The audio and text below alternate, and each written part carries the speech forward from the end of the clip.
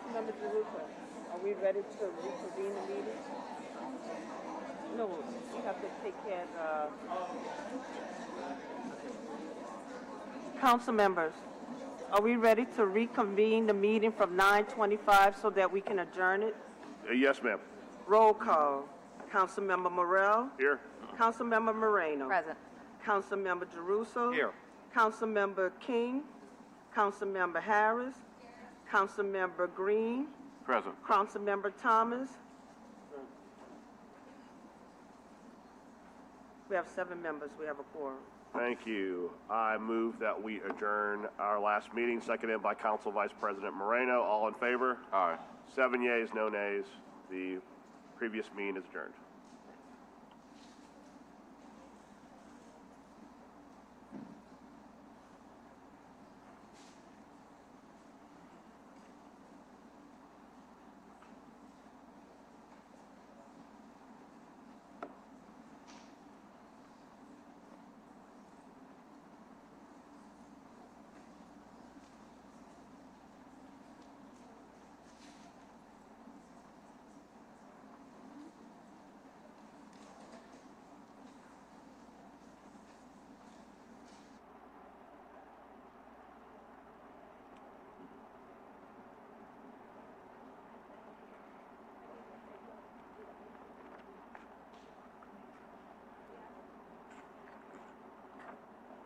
Council members, I have a letter dated September 24, 2025. Ms. Laura Johnson, Clerk of Council, Room 1E09, City Hall, New Orleans, Louisiana, 70112. Madam Clerk, pursuant to my authority under Section 3-1075 of the Home Rule Charter of the City of New Orleans, there will be a special City Council meeting on Wednesday, October 1st, 2025, beginning at 10 a.m. This meeting shall be conducted in the City Council chambers.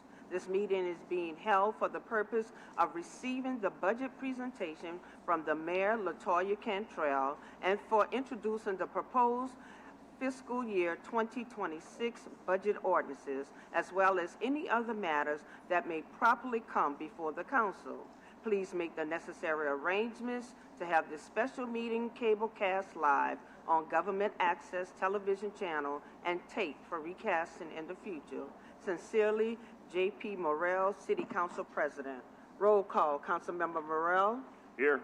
Councilmember Moreno. Present. Councilmember Jeruso. Here. Councilmember Harris. Here. Councilmember King. Councilmember Green. Here. Councilmember Thomas. Here.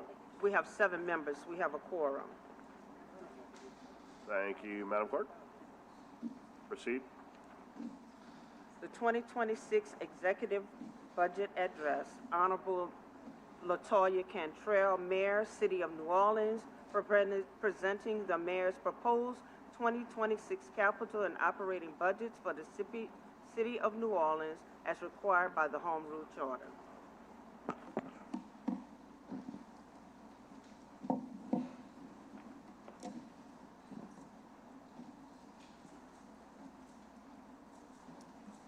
Well, good morning. Good morning. Good morning. Thank you all so much for not only being here, but for giving us the collective time to present to you the proposed budget for the City of New Orleans for the year of 2026.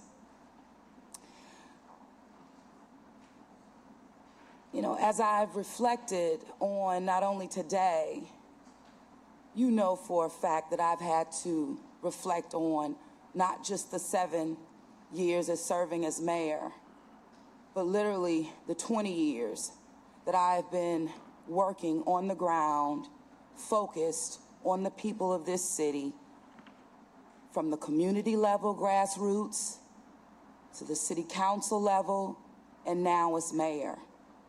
But one thing has remained steady and true, is that the City of New Orleans is a world-class city. The City of New Orleans punches above her weight at every turn and at every level. We've seen it time and time and time again. And I would say it has truly been a privilege to have been a part of that during my time. Again, not just as mayor, but over the last 20 years. Every day matters, and it truly is an opportunity to walk in a light of grace and really the spirit of gratitude. Because it's hard work. And it takes a real calling, meaning to answer that call within you to do the work that we collectively do. You as council members, as well as me as mayor now, but also the hardworking women and men who serve this city every single day. And that is our city employees. Our most precious asset will always be the people that we depend on to do the job, to do the work. And that is a cornerstone, I would say, of what I've given to this city and collectively with her people. Showing up, doing the job, whatever the challenge, whatever the crises, whatever the opportunity, always focusing on how we can improve the overall quality of life of the city of New Orleans. So again, I say thank you for this opportunity, but what I say, thank you to all of our city employees and directors who you're representing now in this chamber, but we also understand that our reach really is far and wide. As I mentioned earlier, the world loves New Orleans. And sometimes I feel like, wow, we don't quite understand how much we are loved and adored and even reverenced by sometimes how we act even locally. It's like we eat our own, we beat ourselves up. But we have so much to be proud of. We have so much to be grateful for in the midst of any challenge or crises that's come our way, as I mentioned. Now, you know, like me, when I talk about challenges, and I gotta do it, because when you don't recognize the challenges, you really overlook the hard work that it's taken to get us through and to get us to a point where we still stand no matter what. And that is always rooted again in the city employees that we depend on to do the job. From coming in and even less than almost a year on the job, cyber attack, collapse of a hotel in our downtown. I can go on and on. COVID-19 pandemic, hurricanes, tornadoes, hurricanes that hit other parts of Louisiana that we took on 15,000 evacuees right in our city for over a 1-year period. Saltwater intrusion, again, goes on and on. Extreme heat weather, snowstorm 12 inches, a terrorist attack, and there's so many other things that I haven't mentioned. Even as it relates to death in our communities and on our streets. And while we continue to see progress, we always have to acknowledge even individuals that have lost their lives in our city. It all matters. And that spirit of humanity, I believe, has been woven into how we've moved, how we've progressed, but how we face challenges in order to fix them. And even with the challenges, I talk about opportunities, again, which we should all be proud of. Being able to make historic investments in our city. And it's historic from coming in here as mayor, fighting for our fair share. Because at that time, and I came in saying, New Orleans needs a little bit more of what she really generates here in our city that doesn't stay in our city. And collectively, we got the fair share passed and moved forward. It took partnership to do that. We brought in ARPA money, that American Rescue Plan money from COVID, Bipartisan Act money, Inflation Reduction Act, CARES Act, based on how we responded to COVID-19, leading not only in the state, but in the United States of America. And yet, all expenses were accounted for. We did not get back 70 million of what we spent. That's a fact from our state. It's a fact. Millions in federal money that's tied to infrastructure improvements we had, and we've been moving forward with those dollars. Targeted grant opportunities that we went after, and we were able to bring in those dollars. But all of these resources, many one time, we have been good stewards over. We have been honest about our approach, 5-year approach towards recovery. We have made sure that countless times saying, and we reached that 2023 in our 5-year period in terms of recovery, and we saw that 3% growth in our economy and in our city and in revenue. That was a great thing, tied into the resources that we were able to also bring to bear.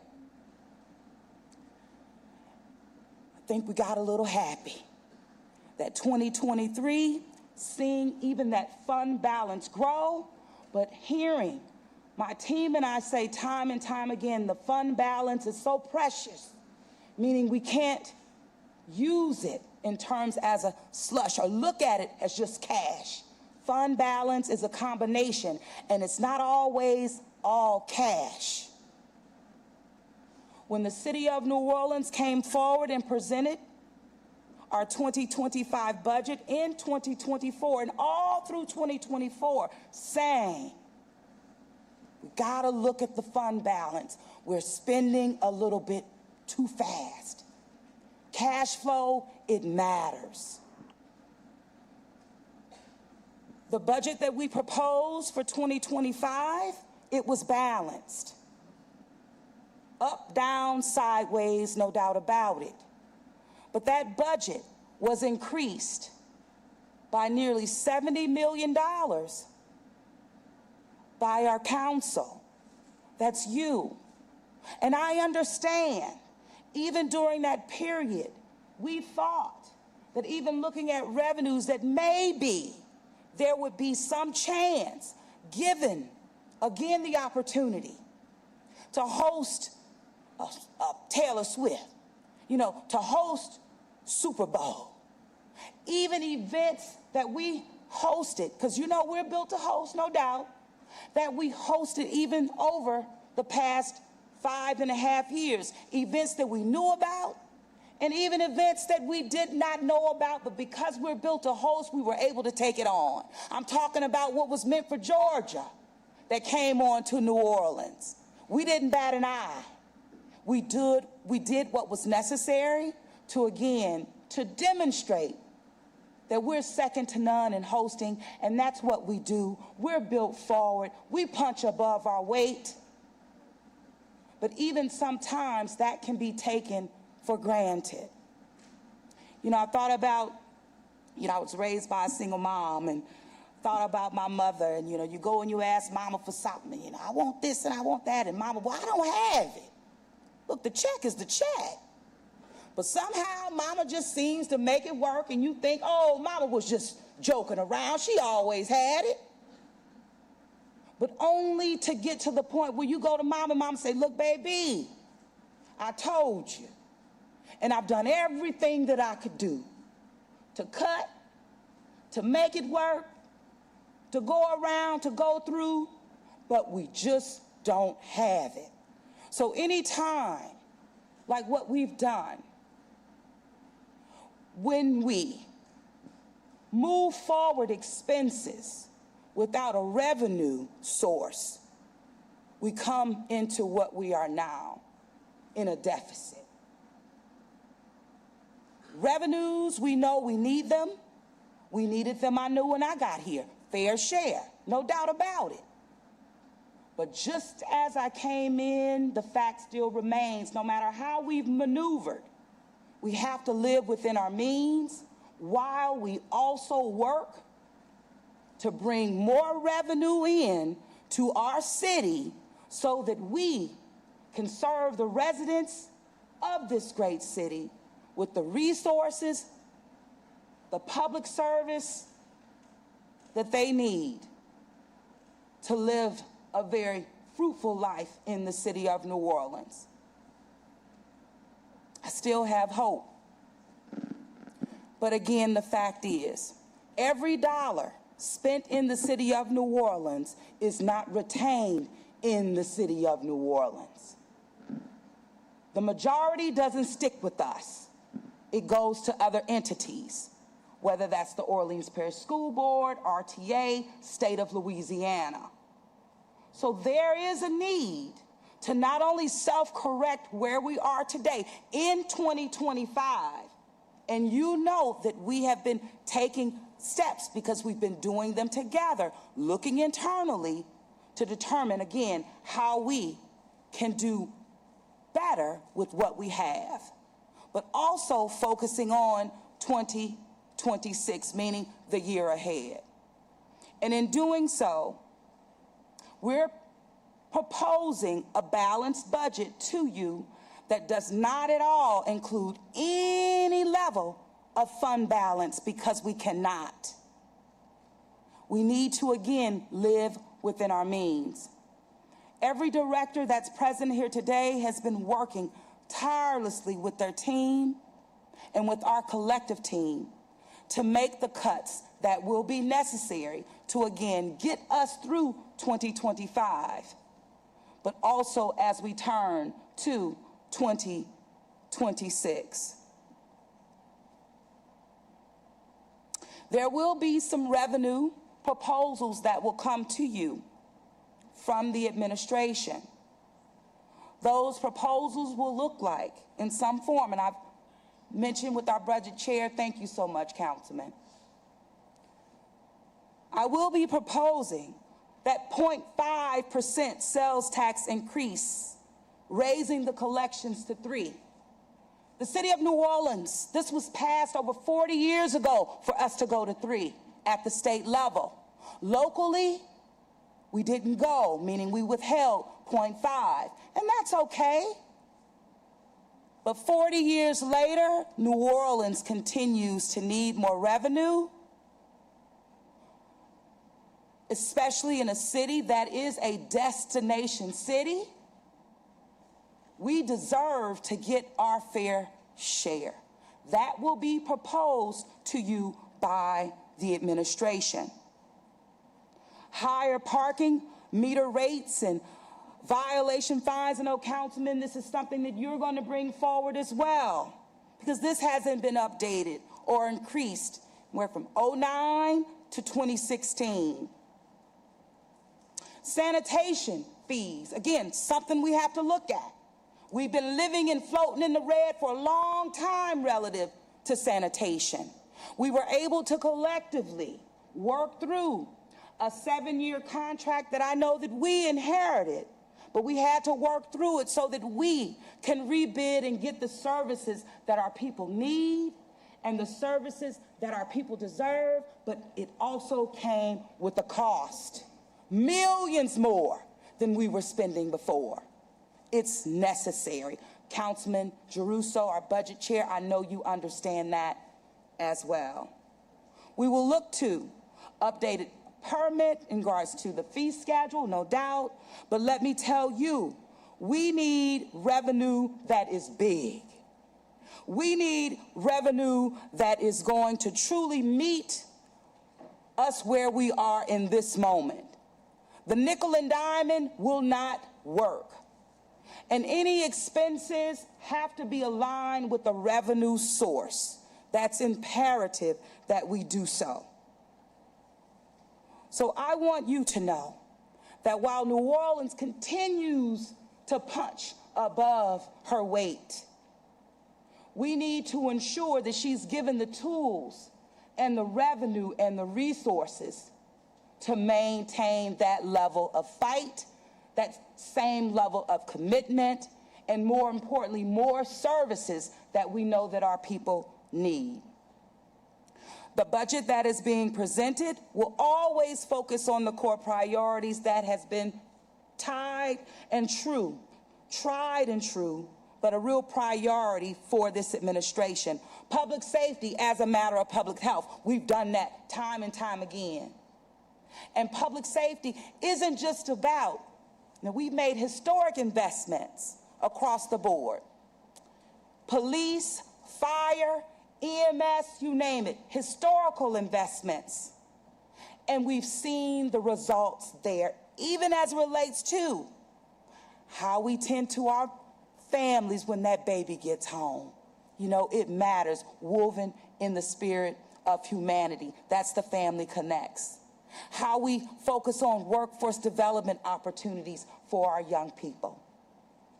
Diversifying industries, grooming them and preparing them for jobs of the future, which are right now in the city of New Orleans.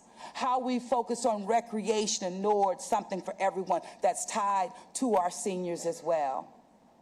You know, how we have just focused on ensuring that this city sees our people and we recognize that they matter. And as I left Joe Brown on yesterday, and I saw the sign that said for the municipal IDs that we were able to make happen, the sign said full capacity. That meant that our residents were showing up because we knew they needed what we were providing. Full capacity. So I want you to know that what we have been doing in terms of in the community, it's working, but we have to go deeper, and we know that. Homeless services, oh my God, great job there. We're above the national in regards to mitigating homelessness in the city of New Orleans. It's a big deal. We're doing it. Affordable housing, we're seeing improvements there, no doubt about it. Even as relates to our soft seconds, 61 families this year alone, 49 closed, more in the queue. This is a big deal. It's happening. The rental rehab registry hit the streets this week, meaning $5 million so that we can help our small-time landlords get back up because they really haven't gotten their fair share even since Hurricane Katrina, but we're continuing to do the work there. The investments in infrastructure, we can go on and on. They're real, both with the federal spend and even with the bond money that we were able to get approved by the residents. And we're going back for this year because if we don't, the city would have to wait until 2027. And we want to remain focused on this transition of leadership that is coming in January so that leadership can stay focused and have tools to build on. But we're ripe for building. The foundation is there. And where we go from here, will make all the difference. We're continuing again to see the cans that were able to be picked up that were kicked, whether that is, hey, that bond money allowed us, I know, to meet a promise that I made elected, and that was Gordon Plaza. That bond money allowed us to do that. And so much more we were able to do there. We have to go forward. We can go forward. I believe that we have the leadership that's necessary to do that collectively. It's taken a spirit of collaboration, of partnership that we want to keep going because it's necessary. So I say to you today, there is a real call to action. And that call to action is rooted and grounded in the foundation that we've laid but one that we have to increase revenue, we have to live within our means, and we have to continue to demonstrate that the city of New Orleans understands what we need to do and that we are a world-class city, and we recognize that from the ground in which we stand on and the ground that which we work and we toil on. So with that, I just say thank you once again. You're going to have leaders at the table that have been unscathed, I would say, by how we've been able to move. I know that the city council here recently even called in the Louisiana legislative auditor to come in to look at our books. And you know, I'm glad you did, because what it's done in the past couple of days is to reinforce that we have the skills, that we have the talent, we have the experience, we have the know-how that flows through the city employees that we represent right here. So thank you for that. But what will come, hopefully, too, is just a better understanding of how revenue flows, but also how expenses, when they don't meet the revenue, what it causes. But again, this is our time to self-correct. We can do it. I know we can. The time is now. We can meet the moment, because the future of the city truly is bright. Diversifying our economy, we're doing that. And I don't know if you missed it last week, even with Star Lab announcing that it will be building its space center right here in New Orleans at our NASA Michoud plant. That's huge. But that only underscores the other opportunities that we have been able to garner, because simply the work is getting done. So when you overlook the work being done, you overlook the people who've been doing the work. And that's not what we're about. We're of shared humanity. We know that it has to be rooted in grace and also in that spirit of gratitude.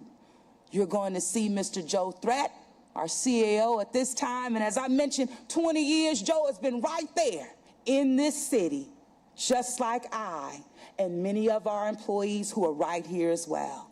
So we're going to continue. I'm going to the next level. I know that. But it's grounded in a work ethic that has been focused on bringing our people along, and that's exactly what we've been able to do. Thank you so much.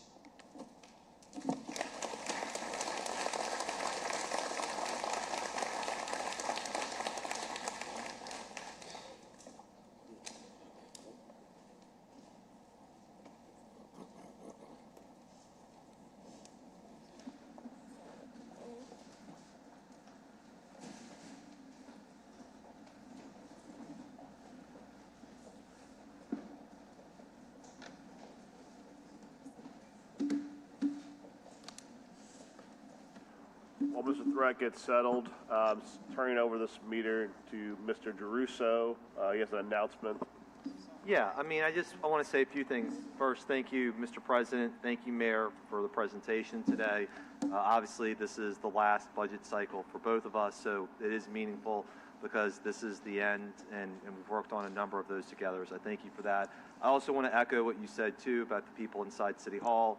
We can't do the work without all of them, so I, on behalf of myself and the rest of the council, want to thank everybody in the audience and all the people who work here, because we know how tough that is. I do want to talk about a couple things procedurally. Number one, even though there are items on the agenda today, we are not voting on those right now. We were going to take those up when we take up the budget in toto. That will likely be on December 1st. Why are we doing that? Well, this is unusual because this is the first budget cycle I've been a part of where we're going to have a new mayor and a new council. So two things. One, we will start budget hearings on October 14th. I alone made that decision after talking to my colleagues because I didn't want elections interfering with budget hearings, with people trying to campaign, with people who are here in these chambers campaigning for their candidates, and making sure that we could hopefully focus as much as possible on that. Number two, I thought it was really important to try and give the next mayor as much time as possible, working with Mayor Cantrell, the current council, and others on trying to prepare the budget. With that said, we will work on budget hearings from roughly October 14th through November 6th. I always ask the mayor to use the word grace. I would ask for some grace too. There'll probably be departments who need to move certain days, or somebody comes up or down. So please have patience with us as that happens. Even though there are not voting items, we will take public comment for a period of time on each of those items, as we typically have done at those hearings. I know Mr. Burnside likes pie charts for those in the audience, so I would encourage you perhaps to have some of those. And then after the 6th, we will work together, both with the mayor and with the next administration, on passing a final budget, which will likely be on December the 1st. If we can get everything done before then, we will absolutely work on doing that.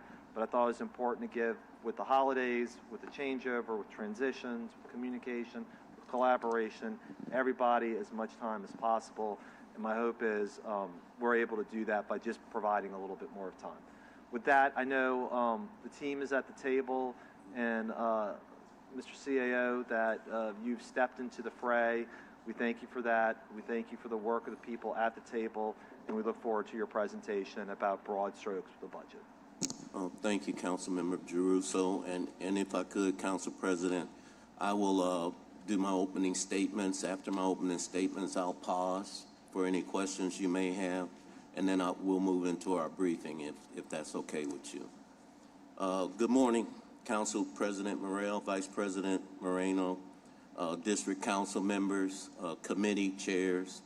Thank you for the opportunity to deliver the 2026 budget to the City Council and to the residents on behalf of the administration of the City of New Orleans. My name is Joseph Threat, Chief Administrative Officer. I have with me at my table our Director of Finance, Ms. Romy Samuels, the CL's Chief of Staff, Jonathan Harris, Budget Director, Ms. Brandy DeLarge, and Ms. Abby Vienne, our Director of Government Affairs for the CAO office. Before I start the 2026 budget briefing, I'd like to highlight a few very important facts. Since I assumed this position on 2 September as the CAO, I've spent a substantial amount of time looking at the city's financial operating environment. Firstly, there's an assumption that the city's fund balance is available cash, which is not correct. The city's last financial audit for 2024 showed a fund balance at the end of the year of $205 million, but only $40 million of that balance was cash on hand.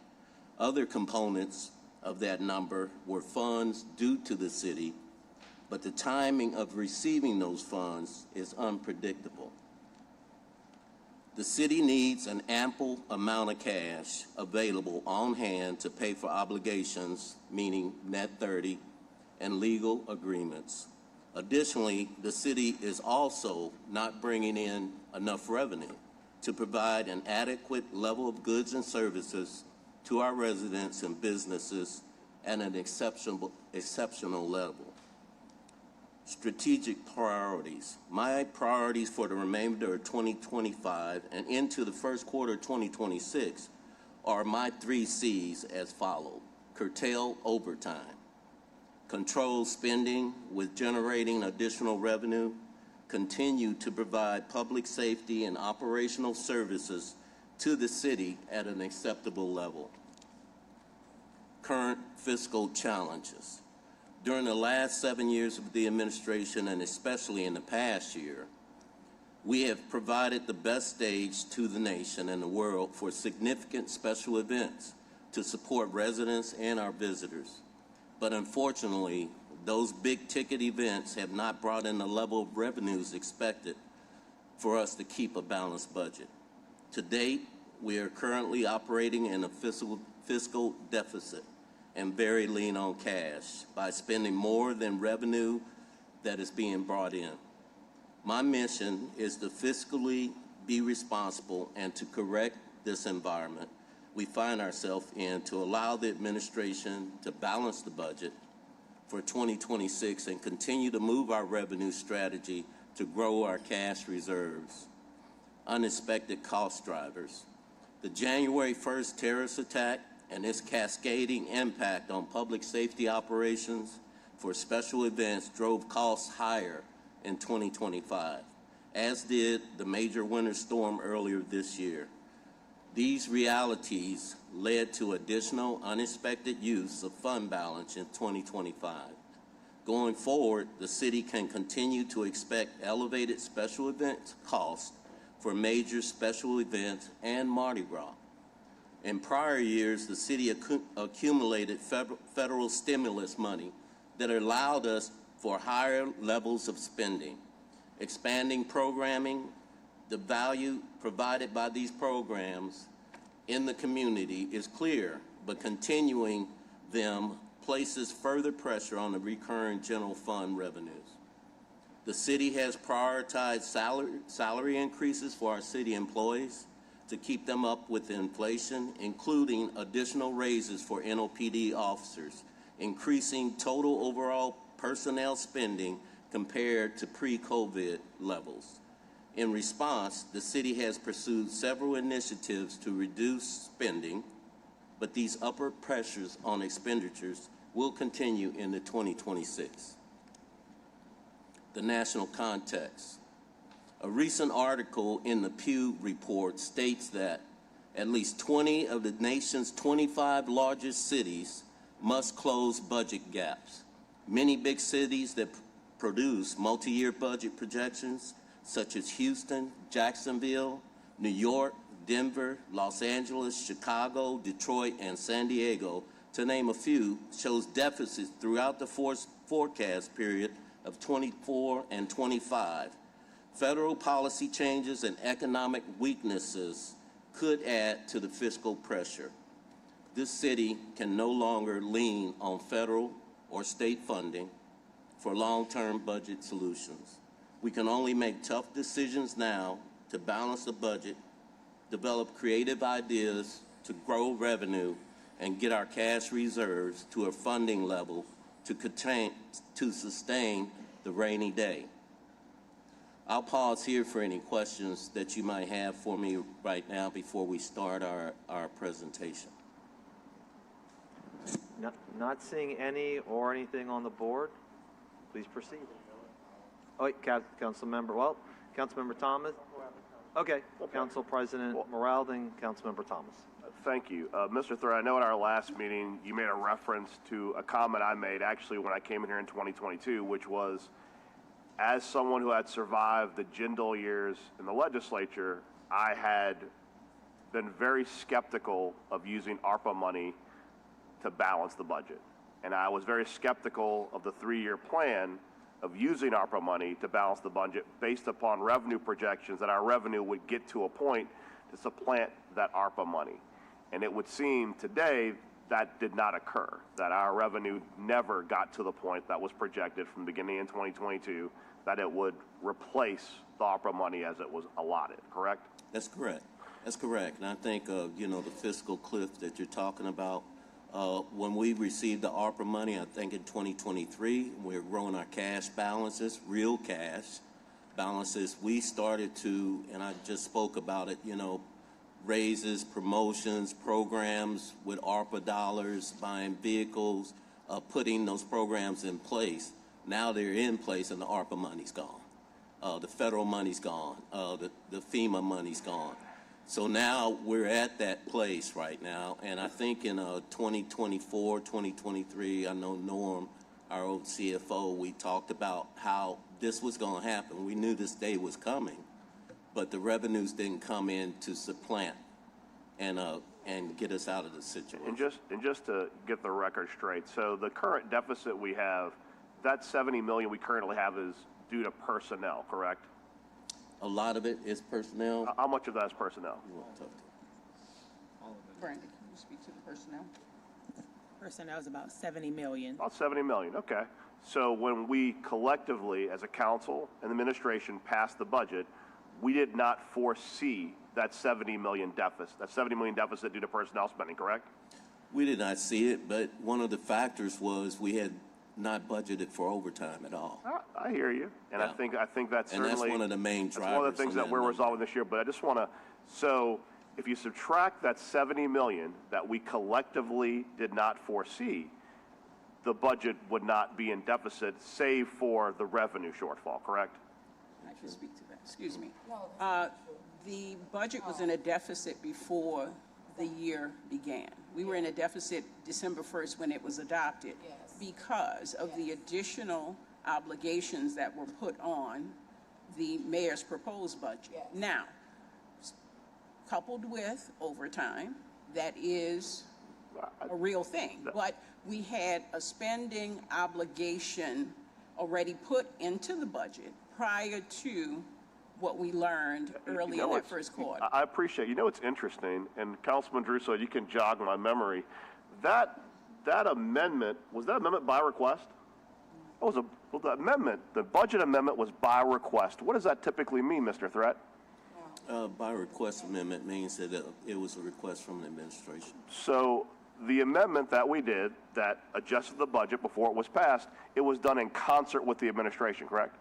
Correct. So the amendment wasn't done to the administration, it was done with the administration, correct? That's correct. Okay. So I would add to that, as I've said for the past year, this is a shared responsibility. We both have the responsibility to know that there are revenues that can match up with expenditures. That's what both the council and the administration is required to do. That's super interesting, because what you're saying is what I thought we were collectively at, but what we heard up there was the council added $70 million and destabilized the budget. I agree what you're saying, which is that we collectively passed the budget and we collectively bear the burden of resolving the budget, but that was not the messaging that we heard just a moment ago. What I'll repeat, and what I have been repeating for the past year to this body, as well as the administration, is that we have the responsibility. The council explains that you all are responsible for the budget, so we both have to work together on this.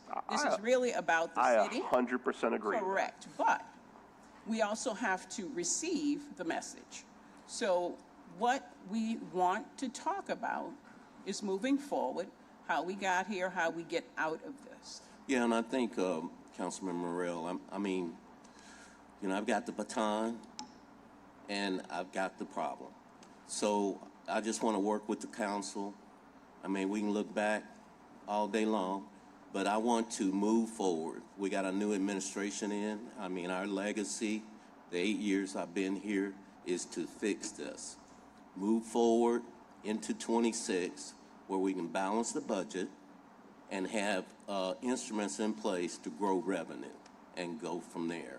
And that's my main mission right now, to get to that point with the council.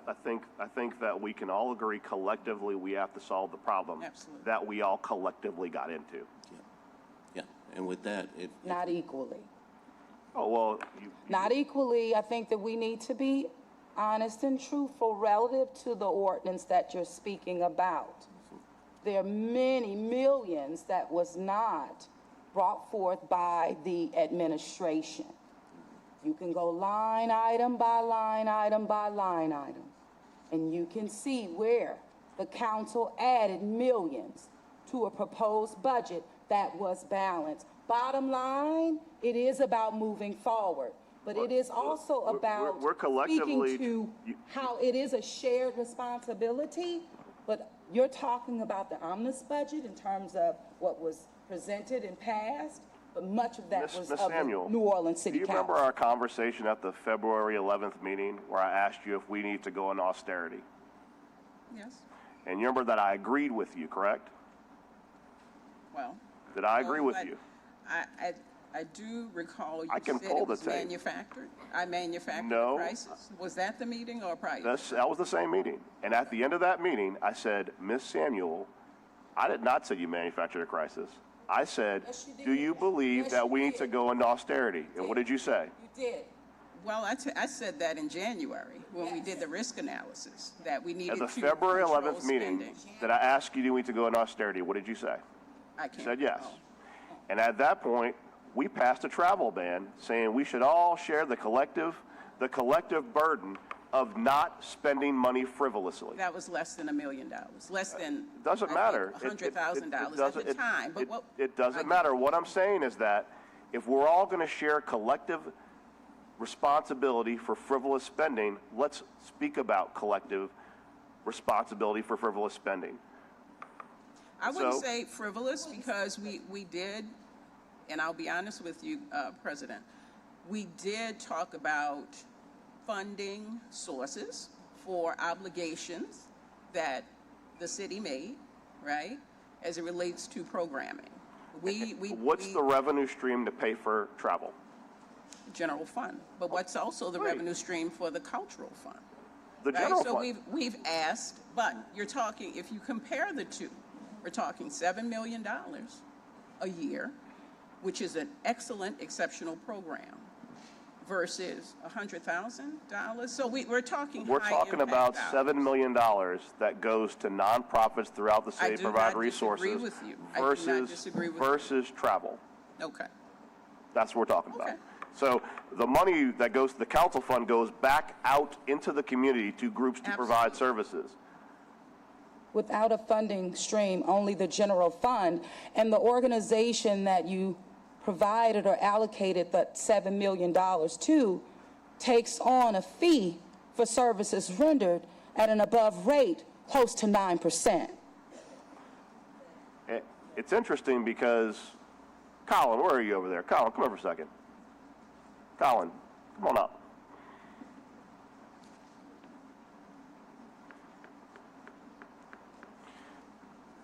Colin, at that same meeting, wasn't there, we had a conversation about an unfilled position at Homeland Security, a volunteer coordinator, correct? That's correct. And how much was that volunteer coordinator? $55,000. $1,000. And how much was the flight to Nice? I think it was about $50,000. Yeah, I don't know. Thanks, Colin.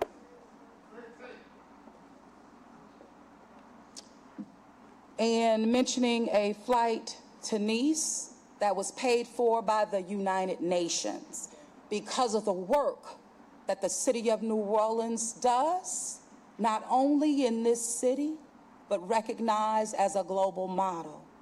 We're doing the work. Councilmember Thomas? Yeah, first of all, thank you, and to all the city employees who are here, thank you guys for your service. Our offices cannot answer requests or calls if it weren't for many of the people who are in this room. Like the mayor, I can reflect on a few years. So even though I was out of office for 14 years, and I've only been back for the 3 years and several months, I can take a look at what was and what is, and in many cases only hope what can be. It was mentioned collaboration and coordination, but consistently on this campaign trail and listening to people, the one thing we hear is that the public and people running for office didn't see much collaboration and coordination, and that's kind of been the theme from the press and people in office. And so for me, I just want to bring up a couple of times, and I know, Mayor, you agreed, when I offered a retreat to get everyone in the room and set up meetings so that even if we weren't on the same page on certain issues, we could pick issues like the budget to work on those issues and projections. And you've mentioned that you put us on notice. We hear so much talk about who's on first or whose responsibility it is. And Councilmember Green, I can show you, this is a retreat from 2003, December 4th, that the Lake Dookie Chase facilitated and moderated so that the administration and the council could get in a room and hash out budget issues and talk collectively. See, because collaboration and coordination that's work. That's not just words. So it has happened in the past. Twice when I tried to request that it be done, it wasn't done. So if we were able to do it before, Mr. Thread, do you think it would have been better had we gotten in the room to hash out these issues, stay in the room for as long as it took, work around the sunshine laws, to make sure that at least if nothing else, we would be on the same page? And why did the administration or if anyone push to make sure that happened? Because collaboration and coordination sounds good, but it doesn't sound like there was much collaboration and coordination to do the work necessary to deal with the things that we're hearing today. So why hasn't there been boots on the ground, sleeves rolled up, cuss each other out, agree and disagree, meet with everybody, the mayor looking at every council member face to face? I know we've done it, but face to face, saying this is where we are, this is where we need to be, because it's happened before. Yeah, Councilmember Thomas. So, Councilman and Mr. Thread, I'll answer that because I believe that is a question for me. I am 1 and you're 7. I can reach out, meet you halfway. Consistently, I do that. But what steps to me, I don't control. I want to work it out, talk it out. That doesn't have to go to the media, but come to the person. So doors have always been open, but one with respect, dignifying the work of the hard-working men and women who make this city run. It has to be done with respect. And that is something, unfortunately, that has been few and far between relative to this council and this administration. But one thing remains true, in spite of, we do the work, we show up, and we deliver. My last question is, will our city employees, will they be paid through the end of the year?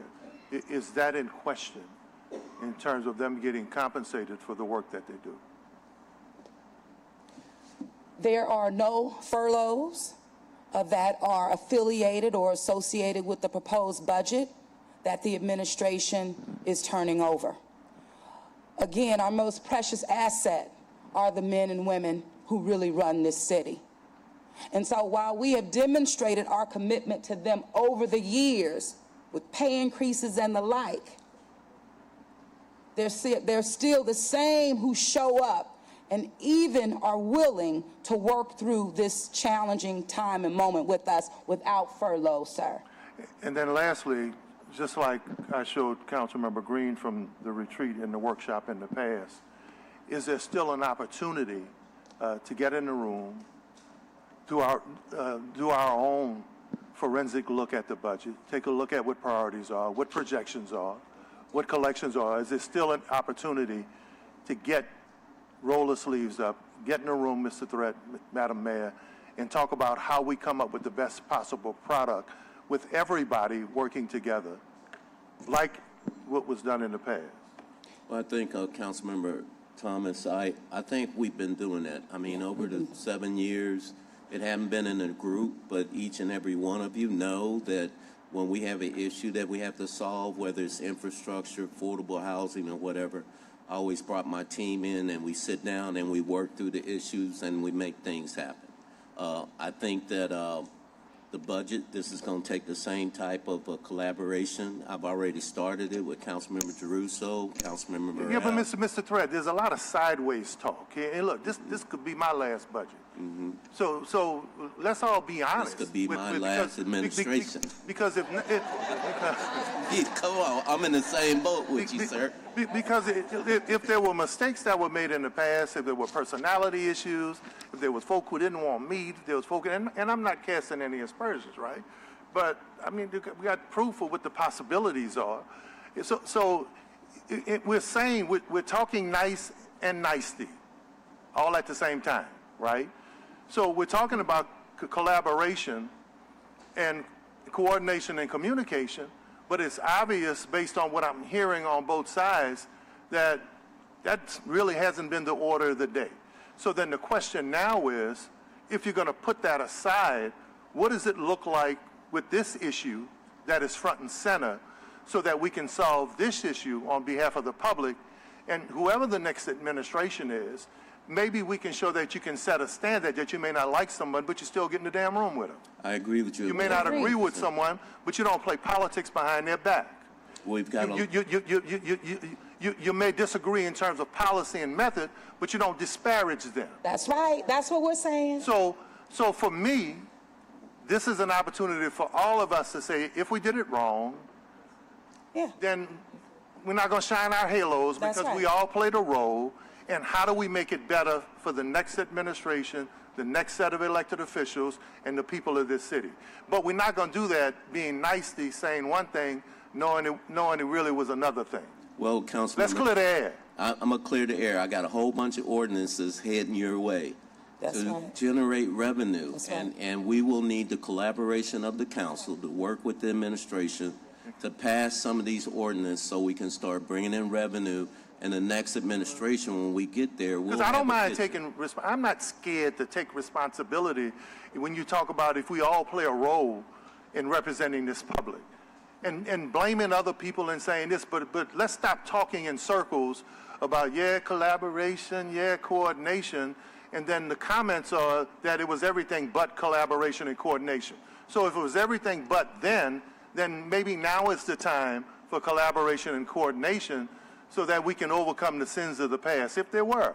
I know I'm a sinner, but I ask for forgiveness every day. So do I, Councilmember Thomas. And the thing is that now I'm the CAO, and I need collaboration. I need the council to help me pass some of these ordinances to generate revenue. But tell me what it looks like. Tell me what level of work ethic. Tell me what you need. Tell me the level of commitment. Don't come and tell me what, to speak on one side out of your mouth, this side on the other side. Let's just be frank. We're not talking out of both sides of our mouths, Councilman. We have not, and we will not. But we do have a package of by request ordinances that need to be passed by this city council, regardless of what the election looks like. Those who are elected to do the job are right here and right now. So the 0.5% sales tax across the board, that's something that this council can do right here, right now, that will be tremendously impactful to the revenues of the city of New Orleans and finally positioning her to get her fair share. All right, I think Councilmember Thomas is done. I just want to make sure, I know you, but I just want to make sure there's nobody else who wants to speak. Seeing no other member, Councilmember Morrell. I just wanted to clear the air. I have the legal memorandum from our attorney that says we cannot meet in a quorum in private. That is not something that we can do. That is state law. So the reason why we cannot have a retreat without the media present is that is the law. That being said, I do want to highlight the fact But I can't share with you how they did it in the past, if you don't mind, because they did work it out where they would break it up, and then when we would meet collectively, the media would be invited in. Well, if the request that was put towards me was whether or not we could have a retreat, and that was the request that I put to legal counsel because I do not want to run afoul of sunshine law. I also wanted to add, Mr. Thread, I appreciate the fact, meeting with your entire staff, the presentations you've begun making with council members individually to share all the revenue generating measures and to answer our questions, and also to take some suggestions and alternatives that could generate similar revenue but maybe have different pressure points. Thank you. All right. Mr. Threat, are you ready to return? I'm ready to return. Thank you. Okay, thank you so much. Today, I'm going to talk about the strategic framework and our 2026 executive budget priorities, 2026 budgetary considerations, 2026 revenues and expenditures, and also then we'll close out and have some conversations about some of the work we've been doing with the ARPA money and funds that we got into the budget. To start off the 2026 budget, we're focusing on issues that matter the most to New Orleanians. The same goals and missions that we had for the last 8 years, we're continuing to move on those. The focus is to grow those reserves so we can be self-sufficient without relying on federal and state budgets. We've committed to not doing furloughs or layoffs, and operating budget will be reduced. I've sent out 2 circulars to the departments, and those circulars are really a hiring freeze, travel freeze, and also freeze on expenditure. I asked all the departments to report in by yesterday, the 30th of September, with the remaining budget requests to the end of the year. Those circulars I would like to extend in December to move into the next administration so we still can and have a control on spending. We also have a plan to continue the efforts into 2026. But at that time, I believe some of those revenue-generating efforts will be moving. And like I said earlier, we'll need council support with the ordinance that we have moving your way. Some of the strategic framework that we continue to provide is the public safety and public health. I think we've made major moves in public safety and public health, from equipment, from vehicles, to moving forward on a consent decree, funding those elements that are essential to public safety, public health, providing the director of public health all the assets that Dr. Abegno might need, and also Nathaniel Fields with our homeless services. We've invested in infrastructure. The JIRR, as you know, is $1.6 billion single settlement from the federal government, and those projects are moving. I think we've just put out the last $300 million packages on the streets, and citizens can see for themselves the improvements we've made throughout the city since this administration came in. HMGP, our hazard mitigation grants, when we relate to drainage and flooding in the city. We also did the sewer and water board drainage consolidation to improve our coordination when it comes to stormwater drainage and catch basins. And then we have our national disaster resilience projects, where all those projects are moving in construction right now. And we talk about those projects. We talk about Mirabel Water Gardens, St. Roch, St. Bernard, Dillard Wetlands. All those projects are moving at this time. And also, we completed finally, Councilmember Giroux, our H&H studies, and with the bond monies that are our special bond funds for construction, we're moving into construction to make things different as far as drainage and flooding that's going on in the city.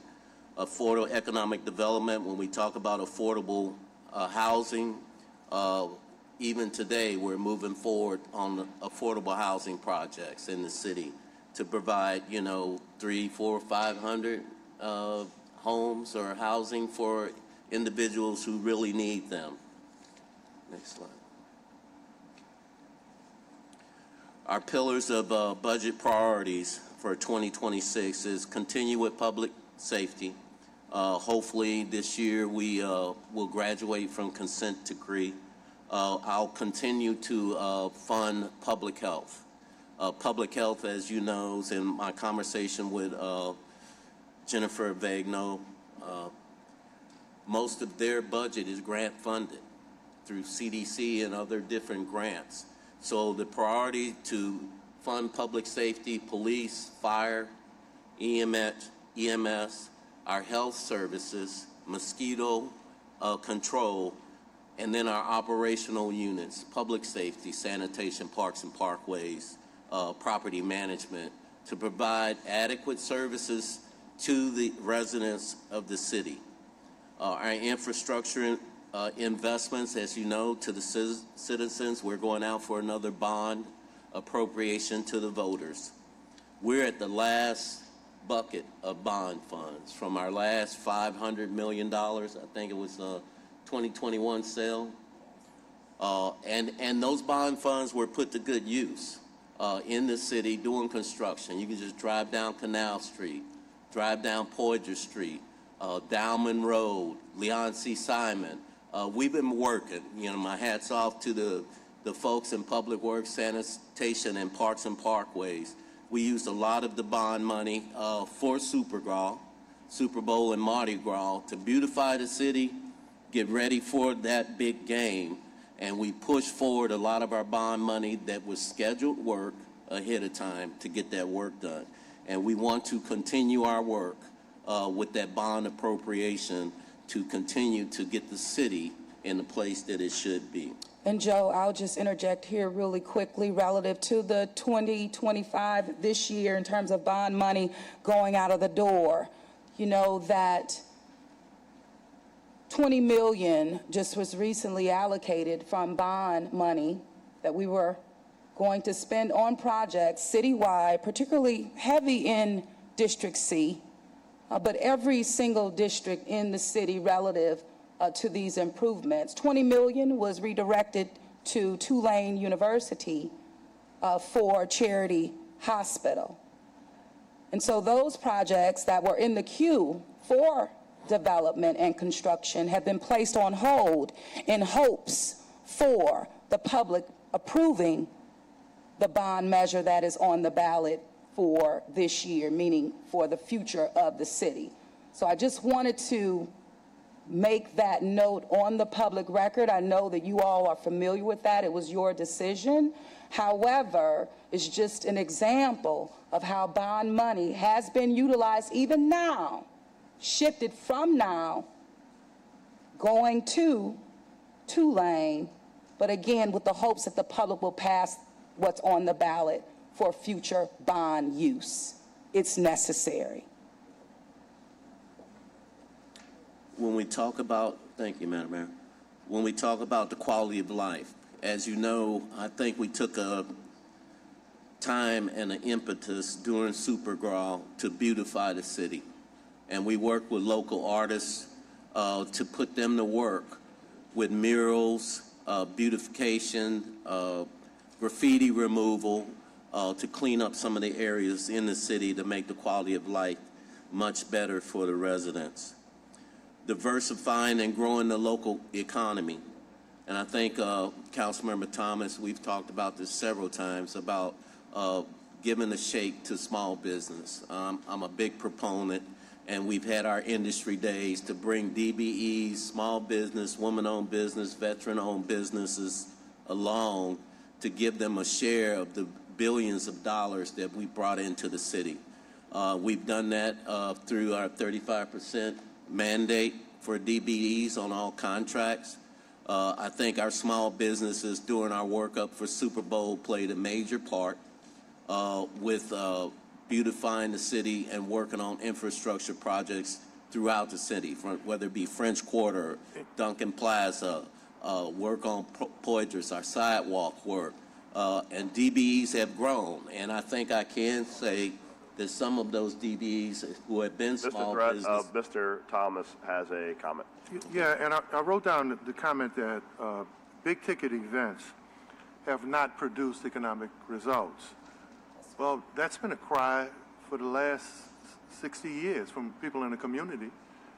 You know, they say the Super Bowl will come here, but they'll bring people from out of town, and out-of-towners will benefit. Then you have the clean zone, whereas I remember Jim Singleton and Joe Geruso used to work out where nonprofits and certain locals could operate within the clean zone. I don't think you can do that anymore. Mm-hmm. So is it time now to take another look at how we deal with these events in terms of their value to our community? And what needs to happen, because if we're going to lose with somebody from the outside winning, how is that a good thing for the people who are here every day?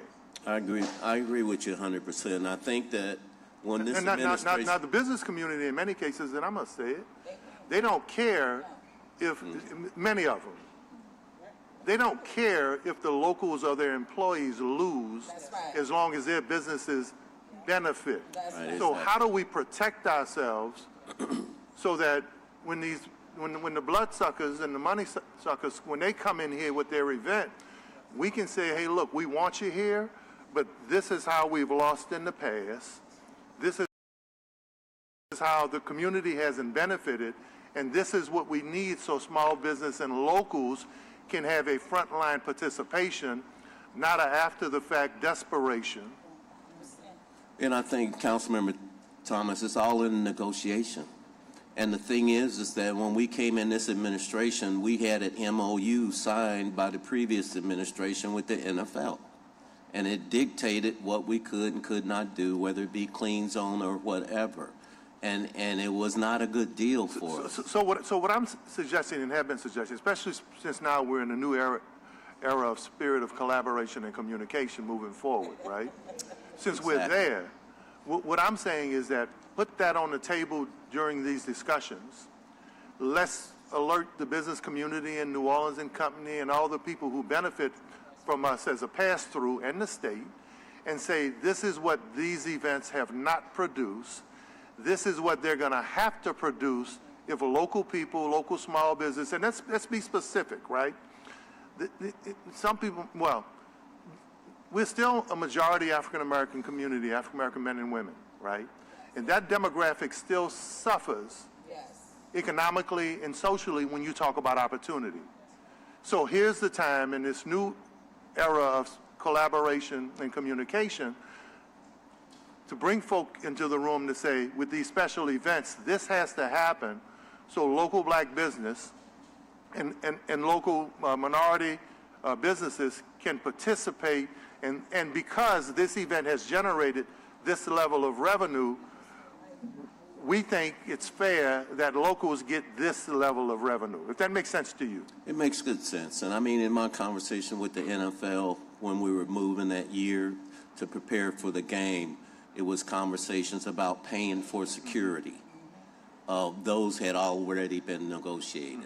I think I was sitting with Captain Mishu, Buddy Mishu, talking about putting on a marathon.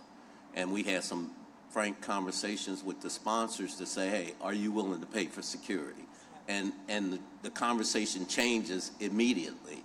So I think that, you know, you have to, between the council, the state, the city, sit down and for these big events, Taylor Swift, negotiate the terms on how we can protect visitors, how we can get a share of the revenues to an adequate level, and how we can involve our small businesses to participate. Okay. That's got to be the formula. Okay. Absolutely. Or it's not going to work for us. We pushed $60 million in bond money for Super Bowl. I understand, but let's be willing to show the governor and others, this is what it cost us to roll over for you.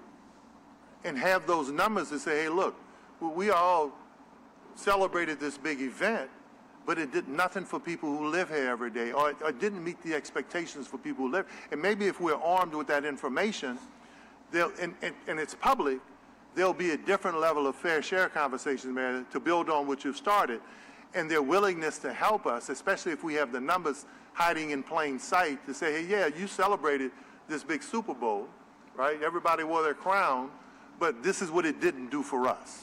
Councilman, you're right on. And with that, it means that we really have to be a united front in that. And what still remains true is that the top 3 revenue drivers in the city of New Orleans, Convention Center, the Superdome, and the Arena, are not owned by the city of New Orleans. They're owned by the state of Louisiana. Thank you. And with that, the last pillar, good and inclusive government. You know, I still believe, and I've worked with a lot of counselors, I know Councilmember Druso, all of you know that the residents, the dashboards we have, asset management, the residents' ability to get a snapshot on 311 or 52 water or whatever it may be, to put in a request, have a reasonable time for response, and then see the work get complete. That's been a problem. and it's something that we're working on with a new asset management system. I think that talking to Steve at Sewer and Water Board, they're willing to join that system, and they're working on dashboards that will give the residents what they need. I mean, it's unsatisfactory if you put in a request and a year or two down the road, the request is still pending or has been removed. That's something we need to fix. Thank you. Councilmember Green. The state of Louisiana or its agencies collect revenues from the Lakefront Airport, from the Convention Center, from everything along the navigable waterways of New Orleans.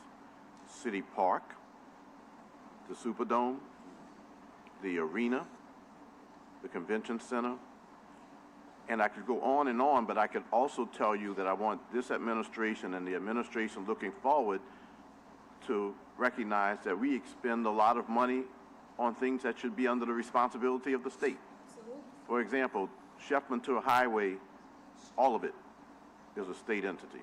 Yeah. Claiborne Avenue, it's a state entity. Lakeshore Drive, it's under the jurisdiction of the Lakefront Management Authority. As we look at the future of the city of New Orleans, and I know that we have fought in the past for revenues, but I think that we as a city, and I want us to be a united front, have to also put more pressure on the state of Louisiana. We fund a state criminal justice system in addition to a municipal system. We expend a significant amount of revenues. We might not have to talk about these potential deficits if we were able to get, I don't know the term has been fair share, but if we've been able to get even additional revenues to that. Maybe an administration now or in the future needs to be unified in asking the state to maybe transfer a couple of productive assets to the city of New Orleans. Because if the governor is going to come here and say how important New Orleans is to the state of Louisiana, then that needs to many times come with the support that we know is necessary. The reason that we don't have the impact in our city of these major events that we think we should have is because between the hotels, the convention center, the Superdome, the arena, all of the money is siphoned off. That's right. It doesn't go into our communities. We wouldn't have some of these discussions. And I just want to say in general that, you know, this is probably the time because it was brought up, but I brought this up before. And the state officials who are listening right now, especially the governor, who, for example, came down and created a task force on the Sewage and Water Board, came up with a lot of recommendations, didn't implement any of them. At the end of the day, we have got to recognize that one of the impediments to the city of New Orleans having the revenues that it should have, where we entertain 10 million of people a year, is the state of Louisiana. And I hope that this administration will ask for more support from the state of Louisiana, which has a $50 billion budget, to get some of the things done we need to get done here in the city of New Orleans if we are going to be that city that we're compared to often. That's not necessarily a shot at anyone because I don't think that we've talked about it enough. Yes, we did talk fair share at the beginning, but we need to look at it in a deep way, and maybe this administration can start the discussion. How much do we expend relative to state entities versus what we collect? A lot of people don't know that the state collects all of those revenues from all of those various entities and does not give us anything back comparable to what we spend. I just hope that that's part of the discussion, and it will be part of this budget period discussion. And as the tax collector, they receive a fee for services rendered for our money. And I agree with you, Councilmember Green. I mean, on this next slide, we talk about it a little bit, coming out of the COVID, getting those influxes of ARPA money, IJA dollars. It grew our revenue. We use that revenue for quality of life and infrastructure, public safety initiatives. The Super Bowl, we fast-forwarded a lot of bond projects, and we put about $60 million in the infrastructure. We moved about $1.2 million in the MOU and security for the Super Bowl, and we call it Super Gras because Mardi Gras was soon after. And I think the economic impact of Super Bowl was about $1.35 billion. So for us to get revenues to date of $8 million is not a return on investment And for not us. even 8, Joe. We spent money on Leon C. Simon Drive because it was estimated that many of those who visited the airport would take Leon C. Simon. Dowman, I know, and Dowman. We did both, Did we get Leon that? C. Simon and Dowman Road. But it was suggested that we would get those revenues back, right? Right. I think we got $2 million from the state. $2 million out of an expenditure of what? What was the approximate expenditure, Joe? $62 million. I'm just saying the obvious. I hope that we can be on the same page because we as a city administration, as a council, have things to fight that are even larger than we fight over sometimes. Amen. Those issues have to be addressed moving forward, and the state needs to hear us.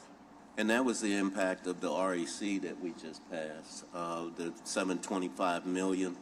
One of those projections, we were looking for a projection from Super Bowl, from Taylor Swift, to come in much higher than what they did. Okay, John. Okay, so the next slide, we've already spoken a little bit about some of this, but basically our revenue challenges that we're experiencing. One thing that I wanted to highlight was actually on the previous slide, which is that in 2023, the city collected $778 million in general fund revenue.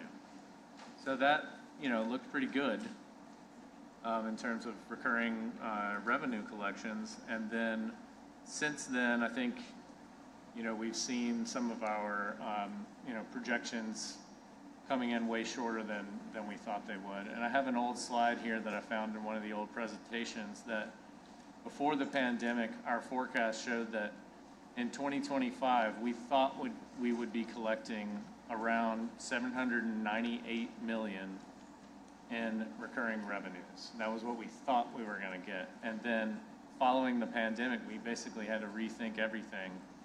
And, we're not even close to that. I think, a lot of these conversations happen in the revenue estimating conference, which, doesn't include all the council members. So I think we'll be happy to talk about a lot of this in the budget hearings. But, one of the main things that we saw in 2024, which Matthew has highlighted, the city's economist, is that some of our property tax collections have been challenging. A lot of the reassessment, roll back and roll forward issues that we've seen come to light.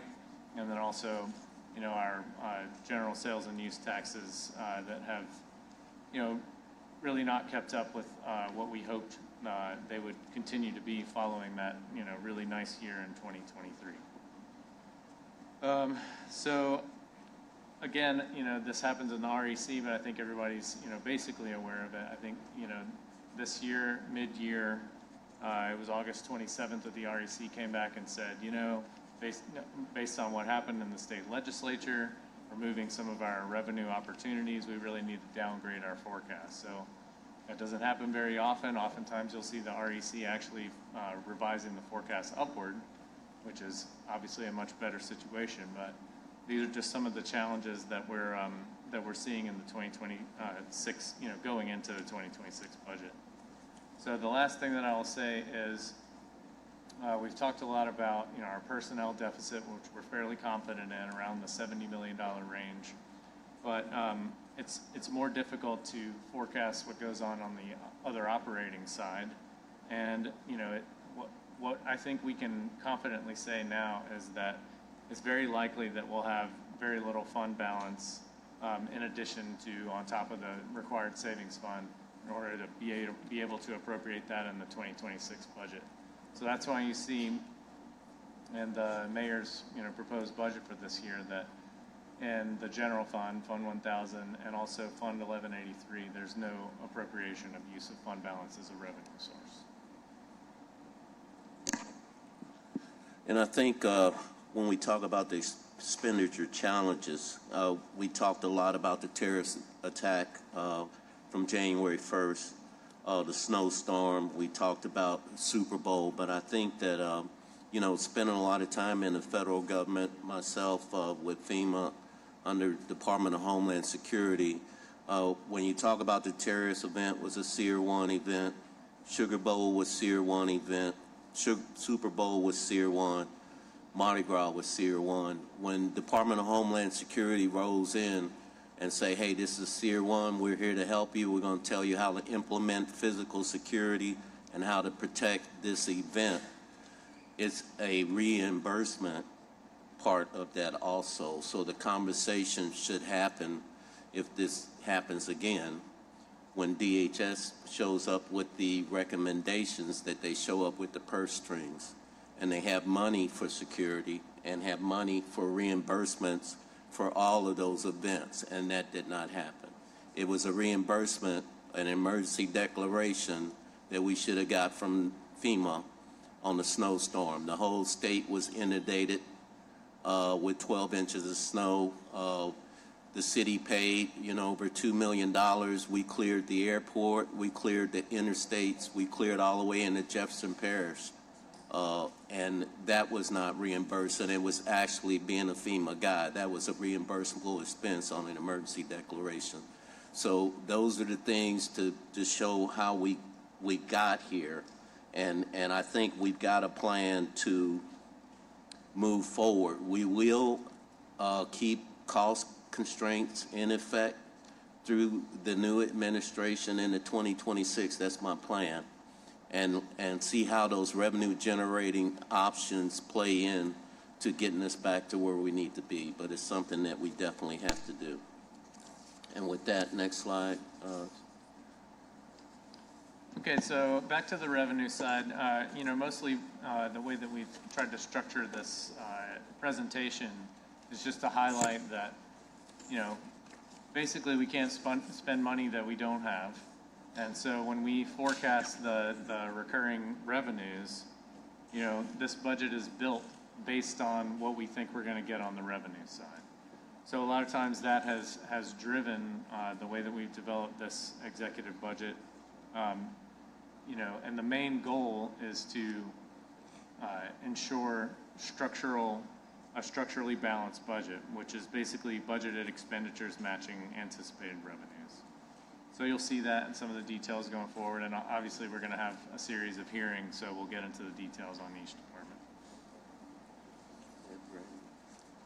So regarding building the expenditure budget, what we did is we met with all departments. We had a kickoff meeting this year. We have done it in the past, but it hasn't been as consistent. So we wanted to restart that meeting with departments that took place on June the 10th of this year. And departments following that had individual budget sessions. So we do invite city council's fiscal staff who has participated, so they see what the process is that departments go through, and they've been helpful giving feedback through that process. Budget requests are then due to the budget office by August the 1st, and that was for internal and outside agency, and we had over 90% participation of on-time submissions for this year. Once we got into the budget submissions, balancing that against the recurring expenditures known for personnel and other operating, that total was $975 million, which is $250 million higher than what was adopted at the REC this past Monday. Also throughout the process, what we did was we met with department leaders, which is pretty common. They're listed on our calendars, internal budget hearings and meetings. And so we meet with departments. It's often important because there are things that they may have missed. We may have, once the submission was done on August the 1st. But in these meetings this year, we also had briefings about the current budgetary challenges that are taking place in 2025 and how we expect that to roll into 2026. At the time these meetings were held, we had not had the adopted REC number provided to us, so we were given ballpark estimates or suggestions of what we thought would happen. But these items, priorities from the departments, align with the revenues that we have or what drove how we developed the 2026 executive budget. It was loud and clear from the administration, council, citizen, staff that we needed to build a budget that did not include furloughs, the staff that you see here, these are leadership staff, but we have a lot of staff who are in offices right now, revenue on different floors. You have office workers in the clerk office, right? They are our boots on the ground employees, right? So in the midst of us having a hiring freeze and then considering a furlough, aside from financial constraints, that puts mental constraint on our staff as well, right? So that was another challenge we had here, but we did put forth a budget that does not include furloughs for the staff to allow us to meet the $725 million adopted revenue forecast. Thanks so much, Brandy. And I think Councilmember Morrell, when we talked before and we talked about creative ways to bring in revenues, and Councilmember Giarrusso, one thing I plan to do is that we have our project delivery unit. And as you know, when you talk about a joint field office with FEMA, you blow it up. For Katrina, I think we had 10,000 individuals in the city working for FEMA. As that disaster shrinks, you know, you right-size employees. So instead of right-sizing my PDU, what I plan to do in the strategy is take PDU personnel and fill those gaps where we need it. We've heard the cry about safety and permits, getting permits, and we had a conversation about that, Councilman Morrell. So I'm going to direct PDU staff to the permitting office to ramp up and catch up on permits. I'm going to send PDU staff to Ground Transportation Bureau to take care of our inspections. I will send PDU staff to Revenue. I will send PDU staff to Code Enforcement. So what we will do with those staff who are well-trained and can handle reconciliations, reimbursements, and are smart folks, can get in those departments and bring it up, and those are factors that's going to generate revenue. And I've had discussions with even law on municipal traffic court, you know, doing hearings. So I think we've got some plans in place. I'll discuss it with you more in depth as we start moving through these next weeks. I have met with all the directors, the chiefs, the superintendents, to talk about the constraints in overtime and spending in their operational budget. And I can tell you, we've all been together for a while, and they know that we need to do this to move forward. So with that, next slide.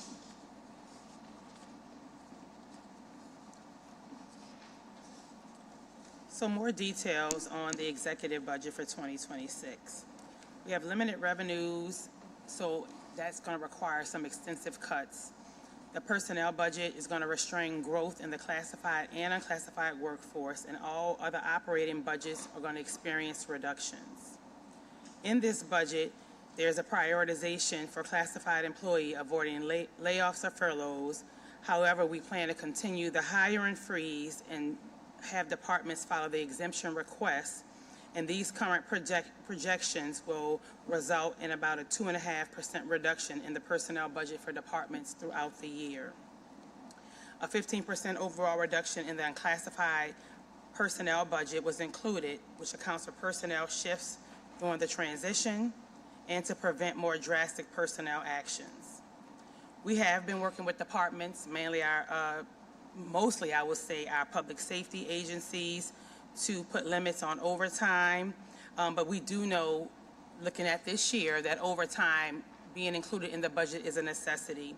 To that end, $24 million in overtime costs is included in the 2026 executive budget.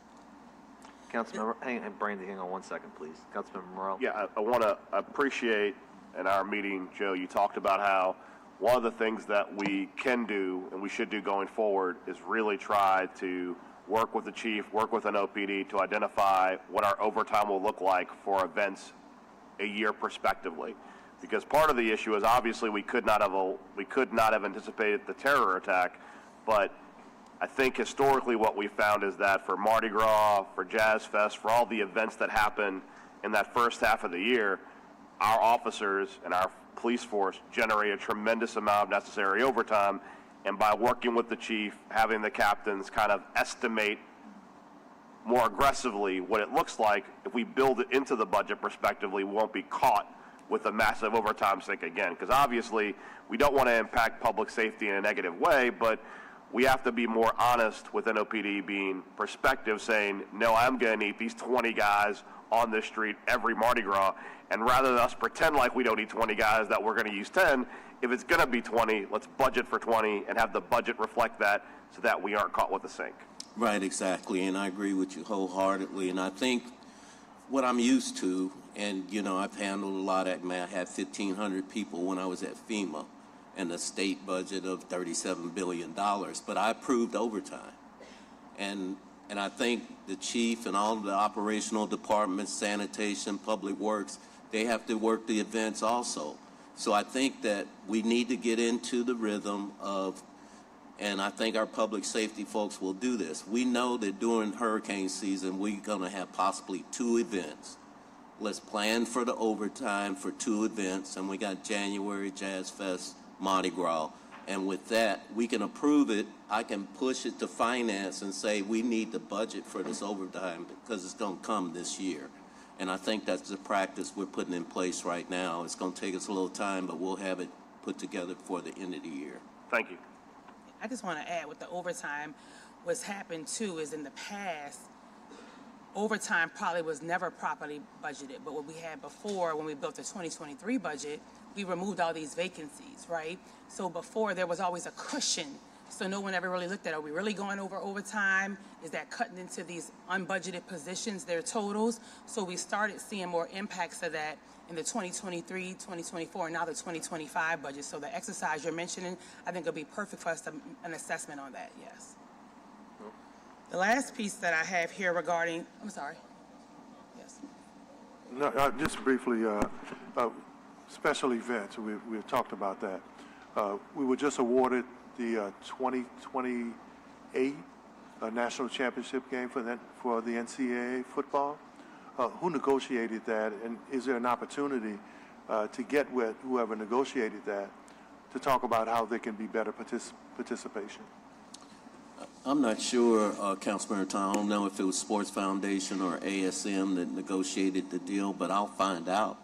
And that's what I mean. We need to get on the front end of it to figure out everything. And I think the NFL did something. One thing we were able to do on the front end of negotiation with the NFL was to make sure that our small businesses got a cut of the catering and vendor services that was going on. Yeah, but we just don't want, NFL for far too long has been no finances left here in the city of New Orleans. We want to make sure moving forward we at least clear that piece up. Yeah, and Councilman, we were made aware of the announcement on today by an email to participate in a special announcement, and that went actually to our Homeland Security Director, Mr. Colin Arnold. The executive budget also incorporates an across-the-board 30% operating budget reduction for agencies to address the gap between anticipated 2026 revenues and expenditures. When we looked at this, we looked at different departments and how we could cut, and you cut certain things, you're cutting entire programs. With this approach here, it will allow, as we look at raising revenues and enforcement on items, right, this allows departments more discretion over programmatic, how to reduce or how to move around funds versus saying this one area, there's going to be no funding. There's going to be no funding. It's more of across the board. And it's going to be some work, we mentioned already multiple times, communication, collaboration, right, as we get to December 1st, working on revenue enhancements, because the goal is to be able to make some restorations in some of these areas as well. The next slide is historical compared with the current budget for the 2026. And so the total for this budget is about $1.59 billion. That includes the breakdowns we have here, $250 in transfers. That's the money that we have where we can take in grants. So that's not real money. That money is there if we have grants that come in, new money comes into the city. That allows us to be able to move that money from that category that is unspent right in the budgetary piece. $24 million for debt service, $755 million for other operating, $562 million for personnel. Within this breakdown for 2026, $725 million comes from general funds The balance of $866 million is other funding sources. In comparison, for 2025, $878 million of that total was general funds. 2024, $814 million. In 2023, $887 million. And again, that reduction in general fund is based upon our REC forecast provided on Monday. Brandy, maybe I just missed it, but I want to ask here. So the adopted budget last year was $1.78 billion. For 2026, it's $1.59 billion. That's like a $200 million difference. So if we're only down $20 million in revenue, where's the other $180 million loss coming from? That's a great question. Part of it's not a full loss. So let me start with one item. So the $250 million, that total started higher last year because of some anticipation of changes that we knew would take place. So originally we thought about making that $200 million for this year, but we're not sure what revenue enhancements are going to come in, what other grants for hazard mitigation. So we reduced that to $250. So that's $50 million there. The other piece is the federal landscape on federal grants. So we have lost several grants for the city, and we have some anticipation of grants that have not been renewed. So the other piece is we do have a reduction there as well, and that's noted in our budget book this year. And so just, I'm not trying to hold you to a super specific number, but we're looking somewhere around $150 million potentially in loss of federal funds. Yes, we have. Okay. And some of that money was also special funds. So we have special funds that we've used and exhausted over the years, right? So part of our budget process, when we get down to the end, I reach out to finance. I ask for the fund balance list. I'm not looking at general fund. I'm looking at all those other funds and how we can place those and utilize those into our budget. Some of those funds became exhausted as well. Got it. Thank you. You're welcome.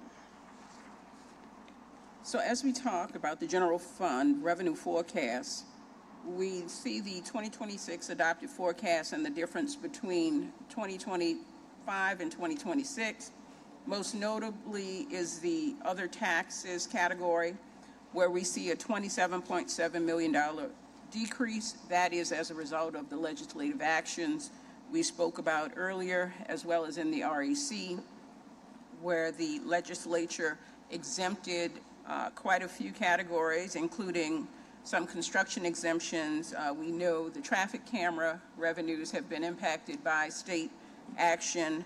And we also have a few other items on the ad valorem side, tax liens versus tax sales. We have two legislative bills, I think 470 and 598, between $16 and $20 million. Correct. That the state's costing us. We need to highlight stuff like that. Correct.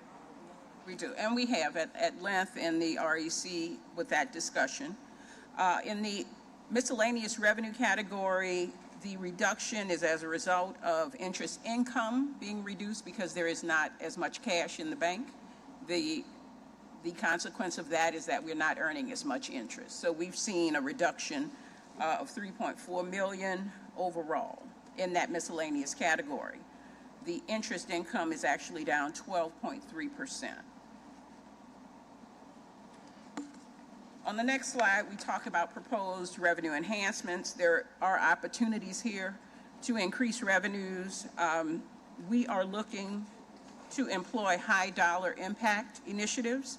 On the chart, I'll start from the bottom up. The property tax roll forward to adjust maximum millage rates could yield $30 million if we elect to do so. We see that the sanitation fee adjustment could possibly bring in $19 million. And as the mayor presented in her presentation, if we went up the 0.5% on sales tax across a broad taxable transaction categories, we could generate upwards of $30 million. If we took a graduated approach and looked at certain tourism-related industries, we could start at possibly $16 million in increase, with revenues from restaurants, drinking places, hotel, motels, and STRs and the like. There are a few other initiatives on the table: safety and permits fee adjustments, ABO processing fees, and the possibility of approaching the state on the permit fee increase for alcohol beverage permits. The permit fees now are really low. Liquor permit for a year is $500. A beer permit for a year is $135. So there may be an opportunity, but we're restricted by statute on those. We also talked about the occupational license fee increase. We have roughly 31,000 occupational licenses that are renewed annually.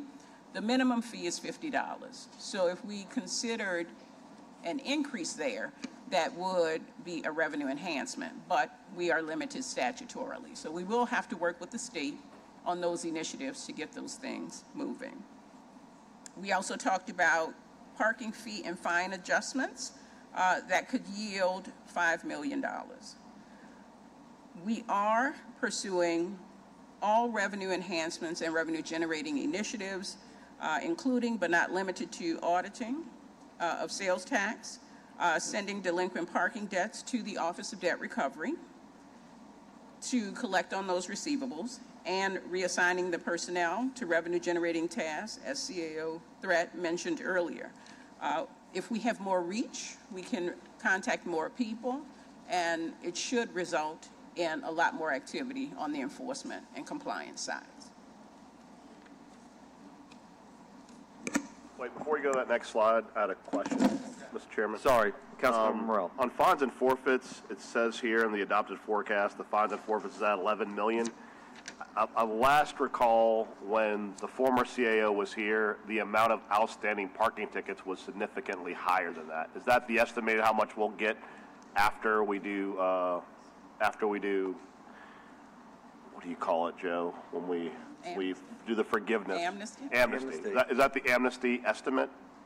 I think it's an estimate, but Okay. the revenues have not come in as robust as we thought. I think we will need to re-engage the state on the legislation redirecting those revenues, because that's the biggest impact. Well, I mean, it seems like, I know from parking violations that we have a ridiculous amount of outstanding parking violations. And I know that I had multiple discussions with the previous CAO. Oh, there's Austin. Hey, Austin. So, why I believe we should get much more aggressive, as we've said previously, on booting and the like, to make people actually pay the parking fines. And I think that is a number that, if we actually move to private aggressive enforcement, because the reality is, even with credit liens, you're not seeing movement. When people's car gets booted, they tend to want to pay the fine to get their car unbooted. That's one. Also, I've mentioned this, Austin, I've mentioned this, Joe, we have never sent a demand letter to Uber for the $35 million that Wesley had allocated against them. I think it's worth sending a demand letter, even if they offer us pennies on the dollar at this point.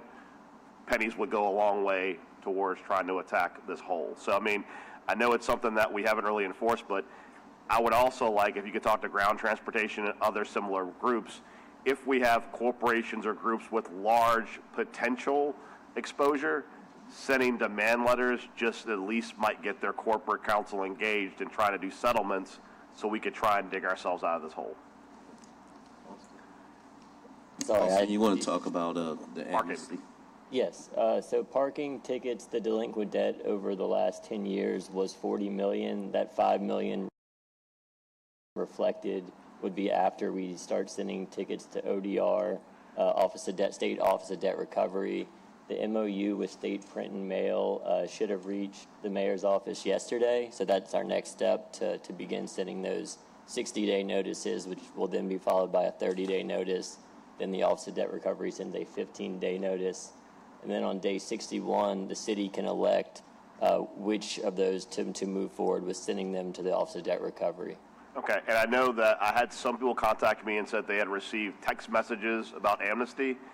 I would encourage you to continue to push that out, because I have people that reached out to me and said, I didn't know I had tickets, but when I got the notification of amnesty, it made me prompt me to go look for my tickets and pay them. So I think everyone likes a deal, so when they are made aware of the fact that they can get out of all the tickets they have without the fines and fees, I don't know what the mechanism was for us to push it out via text, but a lot of people contacted me and said, when I received the text to prompt me to go look up my fines and fees, I was encouraged to clear them under amnesty. So whatever process we did with that, I think it was effective. Well, Councilman, I believe that you're, spot on, I would Right. say, with that.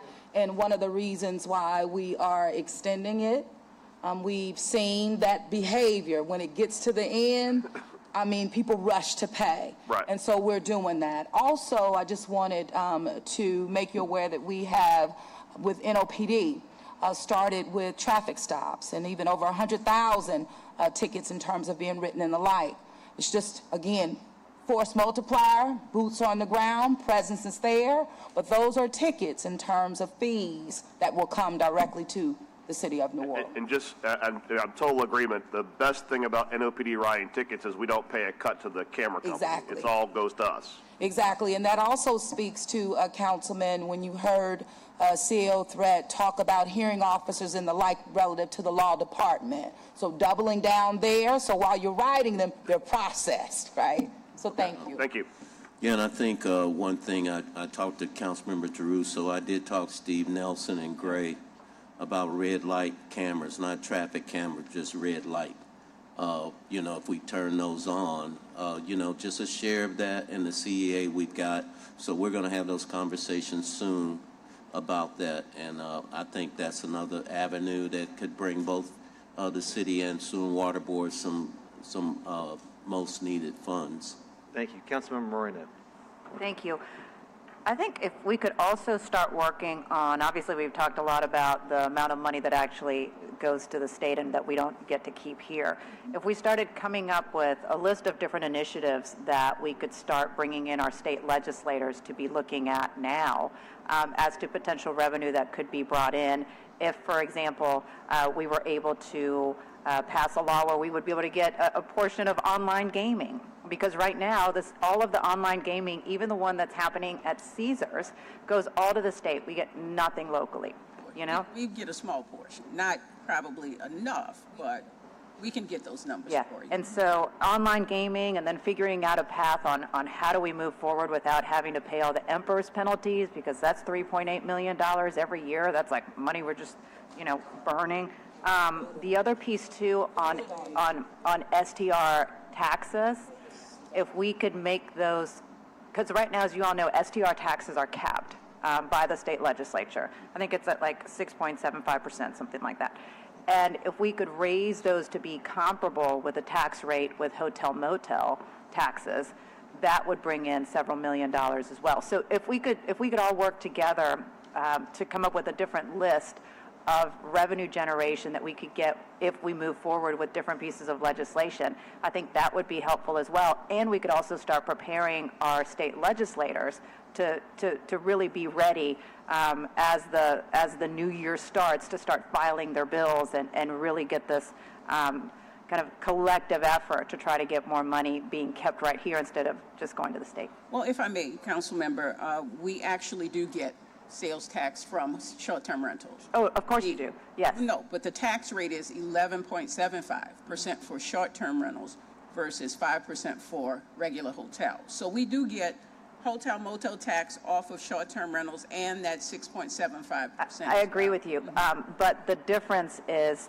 that overall hotel motel tax rate is roughly like 13% because they have to like give to a lot of different other entities. And if you look at the overall total STR taxes that we have here in our city, state and local, it's actually lower than the hotel motel taxes. And one of the reasons for that is because it's capped at 6.75% in the state legislature. We actually tried to raise it this past legislative session, made it all the way to the Senate. Unfortunately, it was killed in the Senate. But if we continue to pursue this, it would be an ability for us to be able to generate even more dollars from STRs. Okay, well, it's my understanding that the 6.75% was voted upon, in an election. We will have the opportunity, though, if we raise the 0.5%, that is across the board. So there is an opportunity to raise additional revenues, but that can be done on the local level. Sure, exactly. I think we should try both approaches and try to figure out, what could potentially be raised. But I just think that there's a lot of opportunity in the state legislature, just kind of new ideas and new things that we could potentially do. particularly around online gaming, not just at Caesars, but overall right here within the city of New Orleans to start collecting some of that revenue. That's just kind of an out-of-the-box kind of way of, trying to collect new money. That if we start working on that now, I think we could start to get a buildup in momentum to hopefully get it passed through the legislature. I agree, and it's interesting you bring that up because on a hotel transaction, it's close to 18%. Right. The city of New Orleans only retains 1.5% of that. There you go. So there you go. The state collects because of the convention center and the Absolutely. LSD. Yes. They're able to, levy additional taxes. We're on the same page. Yes. But what's important is to understand what the city retains. Right. Because the public believes that when you say $100 million economic impact, right, that the city makes that kind of money. Right. We make money as a percentage of the sales tax on that $100 million. So when, you get a hotel bill, the lion's share of that revenue goes to the state of Louisiana. We're making a lot of money for the state of Louisiana. Absolutely. Yes, ma'am. Absolutely. Yes, ma'am. Yeah, and I think to your point, I think a collaboration, when we talk about that, it's got to be more collaboration with our state reps.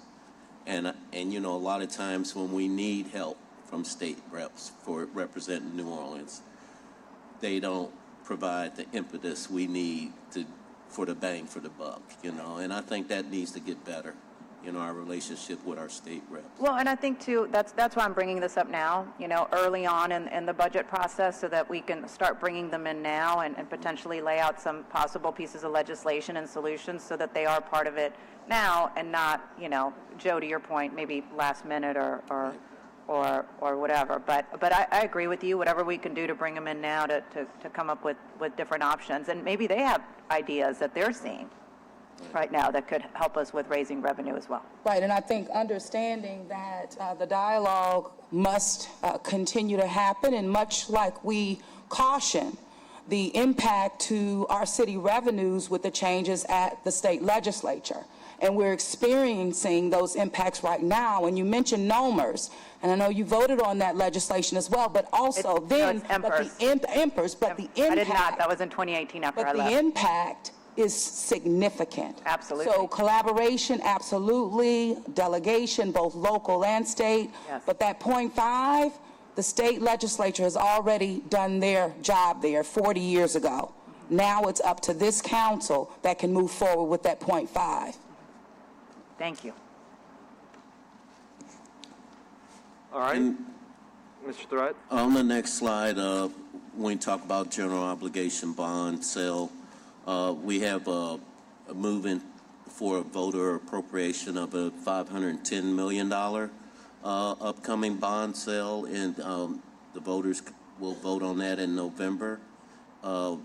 In that bond package of 510 is $415 million for public infrastructure, $50 million for drainage and stormwater, and $45 million for affordable housing. All good purposes. We have a lot of matches that we have for federal projects that we're moving right now, that we use bond funds for that.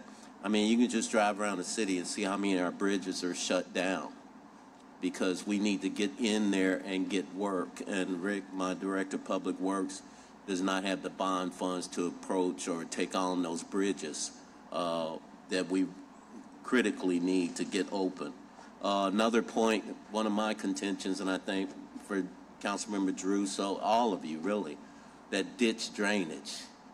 30% of the city is ditch drainage, and it's whether the residents filled it in to get on those narrow streets to get more parking, or they close it off for a driveway, the water cannot get to the pumping station. And I think we need to invest heavily when we talk about stormwater and drainage in the ditch draining. And I know those residents out there listening right now, they know who they are, because when I was in the infrastructure, I used to go out to the neighborhoods a lot, and I see the problems, but just didn't have the money to fix it. So, Councilmember Thomas. Yeah, I hate to keep jumping in, but this spirit of cooperation and collaboration just keeps opening up the door to more thoughts. WIFIA and TIFIA, right? Water Infrastructure Finance Investment Act and the Transportation Infrastructure Finance Investment Act. Well, are we maxed out with borrowing money from those two federal entities that can be paid back with bonds at a real low rate? Or where are we there, especially when we're talking about loss of revenue in the capital program, when you're talking about water and roadways? What is our capacity now? That's something that I'll have to get back to you on that, Council, Okay. from Steve and the folks at Sewer and Water Board. I know they had some WIFIA loans out there. Yeah. And I don't know where they are in the spend down on those. Yeah, well, loans. we And need I know to- they just went back out to bond. We need to definitely take a look at that now, especially given this administration, and maybe we can partner Right. with the state. That'll be an effort where we can partner with them too. Okay? Right, exactly. And I think Councilmember Giarrusso and that CEA with Sewer and Water Board, I talked to Stephen about, the pay down of some of the money we've contributed to drainage during the time. Yeah. So they're amenable and to that. again, I reached out, I think it was earlier this week, to the Attorney General again to say, can we release the funds we're holding for Sewage and Water Board? Right. So we'd like to move forward with that if possible. Excellent. Let's see, as we start closing out, I think a lot of the historical investments, the mayor spoke about a lot of them. I'll just briefly go over more through our administration when we talk about public safety as public health. Recruitment and retention, we made major investments there in special pay for Mardi Gras, force multiplier in our civilian departments, modernization and technology. We've done a lot there. We went through upgrading our asset management. We put in new systems for criminal justice system, construction of new facilities. I mean, you all know that over the years we've broken ground and cut the ribbon on many public facilities, including renovations of municipal traffic court. We're in construction right now with municipal auditorium. We've got a lot of projects that are in the queue to move. Going back to the bond sale, a lot of those we'll need. We're moving Lincoln Beach. We're still moving to start our work up with EPA on the Gordon Plaza Solar Farm. We've launched a security command center during Super Bowl that stood up right now, and I'm hoping that this year, toward the end of the year, the New Orleans Police Department will graduate from the federal consent decree, and they've worked very hard on that one to graduate from that system. Minor drainage transfer to Sewer and Water Board happened. Put on major events. We talked about those, Taylor Swift, Super Bowl. And what we did do on the enhancement, some of the money well spent was on Duncan Plaza to improve Duncan Plaza, fence that facility and get it ready and now it's geo-fenced as a major ride share for Super Bowl, future games, and all the Saints games. So every Sunday when the Saints are at home, we open the gates of Duncan Plaza, and that handles about 3,000 visitors that are going to the game, and they're dropped off and picked up at that site for ride share on the geo-fence. Enhancement to the drainage system. We've worked very hard on code enforcement, debris removal, catch basin cleaning, flood resilience and preparedness. You've seen the right-of-way improvements we've done throughout the city, and filling potholes. We'll continue to do that. Councilmember Giarrusso and I talked to you about that red light package. I talked to Steve about taking our portion. If it's 50-50, we take our portion, 25% goes to restoration of the roadway on service cuts. Okay. And most of the residents, including myself, those service cuts filled with aggregate when they get washed away, it's a major impact to traveling on our right-of-way. Yeah, and Joe, I know people may not love the cameras, but the reality is if money goes to fixing the streets, it's a lot harder to say that it's not tied to what's happening, right? It's when the money gets sucked sideways, people don't know what's going on is the issue. Yeah. We've did some major work in tree trimming, grass cutting across the city, thanks to Park and Parkways. And also, like I said before, in our NDR packages, Mirabel Water Garden is going to be a fabulous location in the cities with that donation of over 100 acres from the Sisters of St. Joseph, St. Roch, Broadmoor, St. Bernard, Dillard Wetlands. Those construction projects are happening now and moving. Naturally, when we run short on funds or we run into unforeseen events during construction, that's where we use those critical bond funds to fill the gap so we can finish those projects. The American ARPA did a lot for us.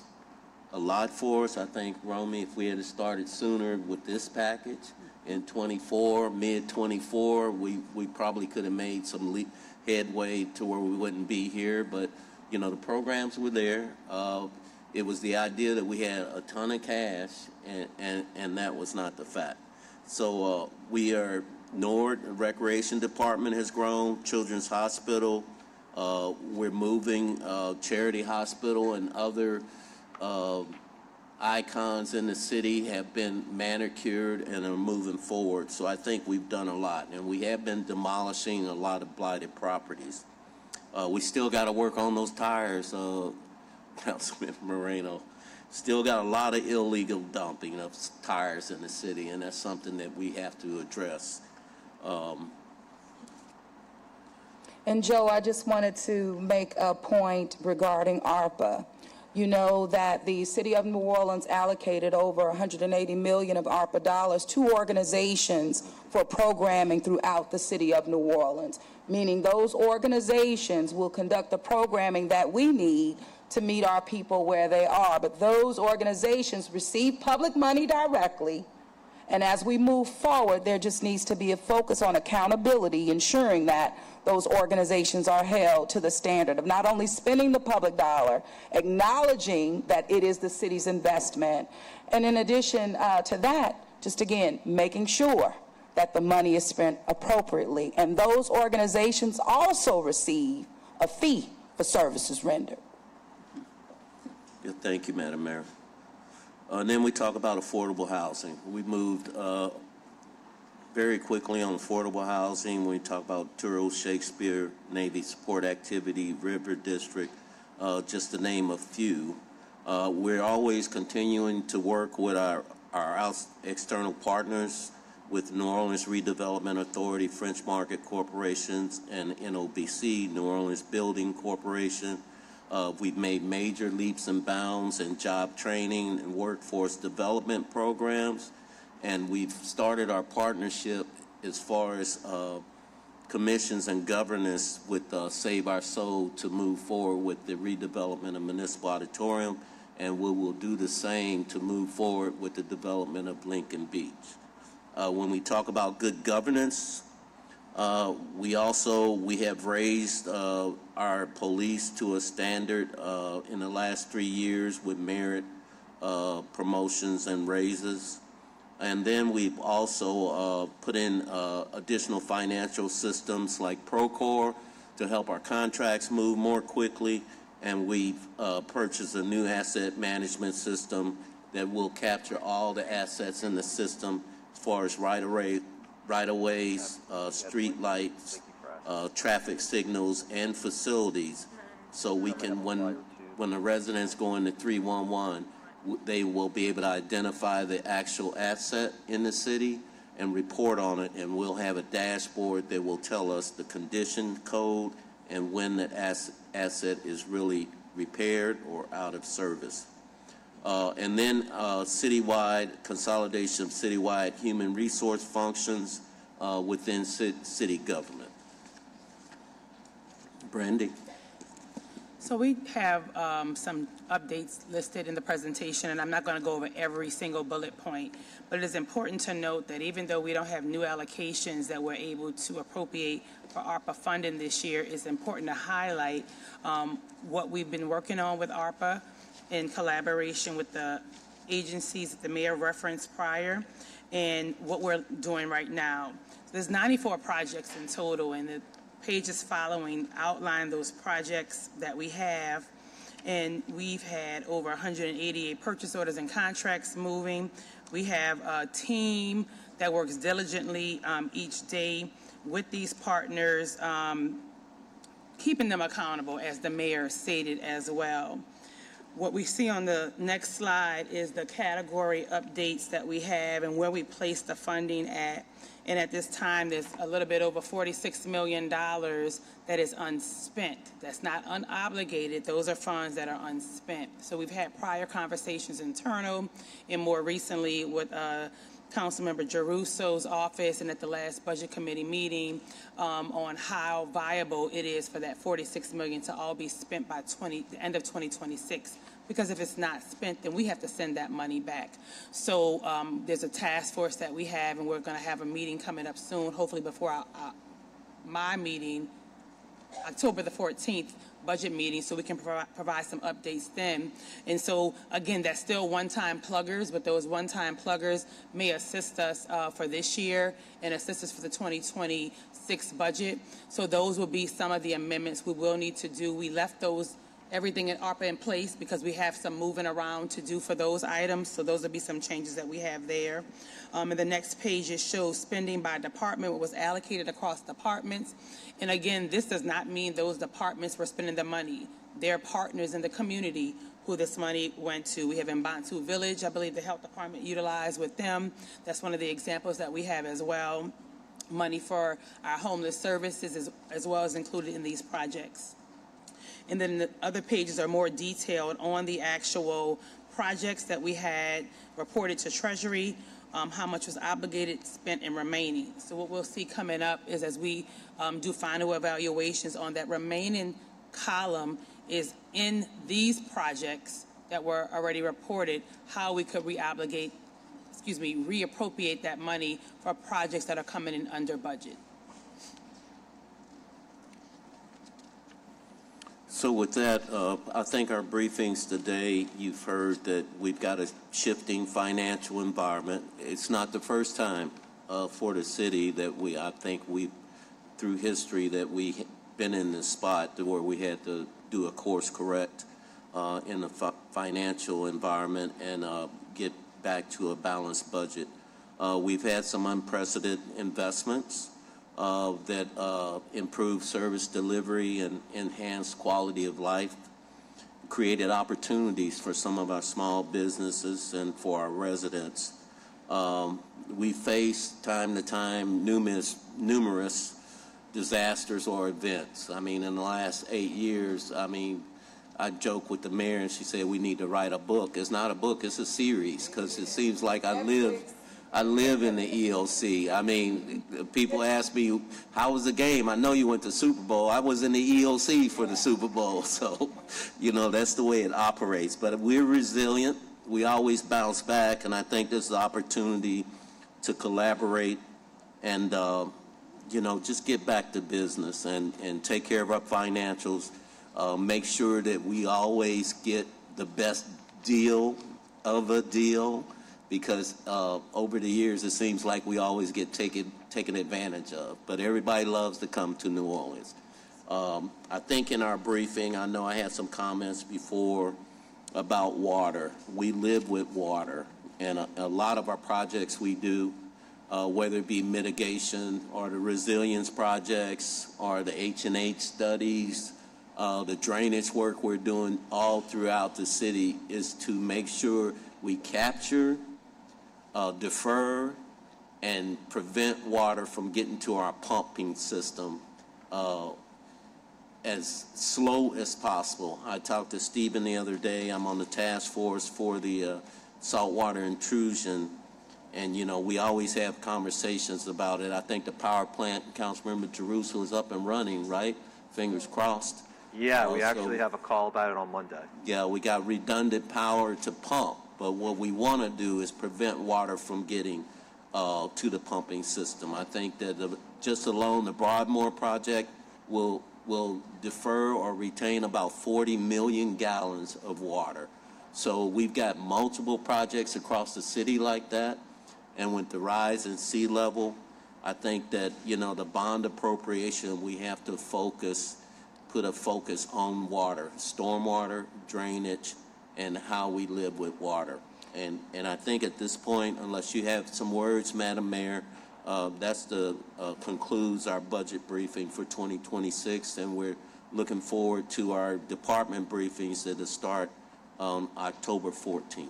Thank you, Joe, and thank you to the entire team. And I appreciate you closing on the focus in terms of living with water. The reality remains that 40% of our customers do not pay into the infrastructure in this city. And I think that also speaks to, fair share. In addition to that, we have to make sure that we have a stormwater management fee associated. I know Councilmember Giarrusso, that was a priority of ours on the front end, but we really must get there. When the public did not approve in 1991 the millage for drainage, we haven't had drainage money since then. The Sewage and Water Board pays $10 million a year for a consent decree relative and really to debt service to EPA and the federal government, leaving this city, or Sewage and Water Board, which is our city, $3 million for drainage. So these are real issues, but I believe that we have the leadership that's currently in place to pave the way forward relative to the future leaders of the city of New Orleans. And thank you again so much for your time. Councilman? Not to cut you off, but I think it's an important point, especially when we walk down memory lane with responsibility. I mean, some of us don't forget that in the early 90s, the Business Council killed the drainage renewal. That's right. Which would have yielded $153 million, which could have been bonded out at several times more than that. That's right. So now, in many cases, they're shining their halo, putting pressure on the government to talk about drainage and stormwater drainage. But when they had a chance to support a renewal, not a new tax, they collectively raised money to kill it. In addition to that, absolutely it's fact, and you had a Bureau of Governmental Research write a white paper called The House That Uncle Sam Built after Hurricane Katrina, which redirected hundreds of millions for affordability in this city because they made the case that New Orleans was on the verge of creating too many affordable housing units, and here we are. Decisions have real impact, but it's the leadership and having the courageous leadership at the given time to move us forward. I believe we have that. Thank you so much. Yeah, and I think Councilmember Giarrusso, I know I had some residents reach out to me, and I told them I would say something about the Sewer and Water Board bills.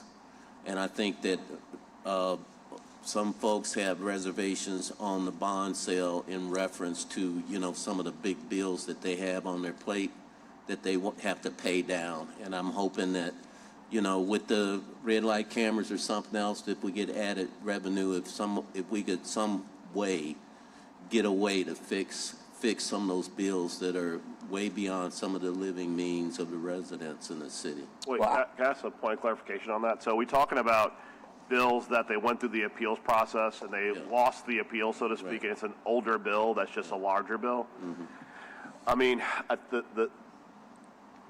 think the problem we have is that repeatedly at the state level, there's been a reticence to allow us to forgive bills that are older bills because the state doesn't allow us to give away water. And so I think that the challenge we're going to have is that we're probably going to need a state ordinance to allow us to bring more relief. So I don't know if it would be possible, and Councilman Giarrusso can weigh in, how we could resolve that before the bond issuance goes up. I mean, we could certainly collectively say we're going to work together to try and go to the legislature to get more robust forgiveness or more leverage for the Sewage and Water Board to release people from older obligations, but I don't know how we could do that before the bond issuance. I mean, I agree. I've talked to several people who we've collectively, both the City Council and the Sewage and Water Board, gotten kind of a handle on the erroneous billing, but there are still bills that are just old, large bills.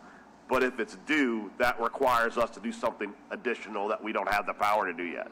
That's exactly right, Councilman, and thank you for making a mention really of that. I would say a lot of progress in terms of erroneous billing.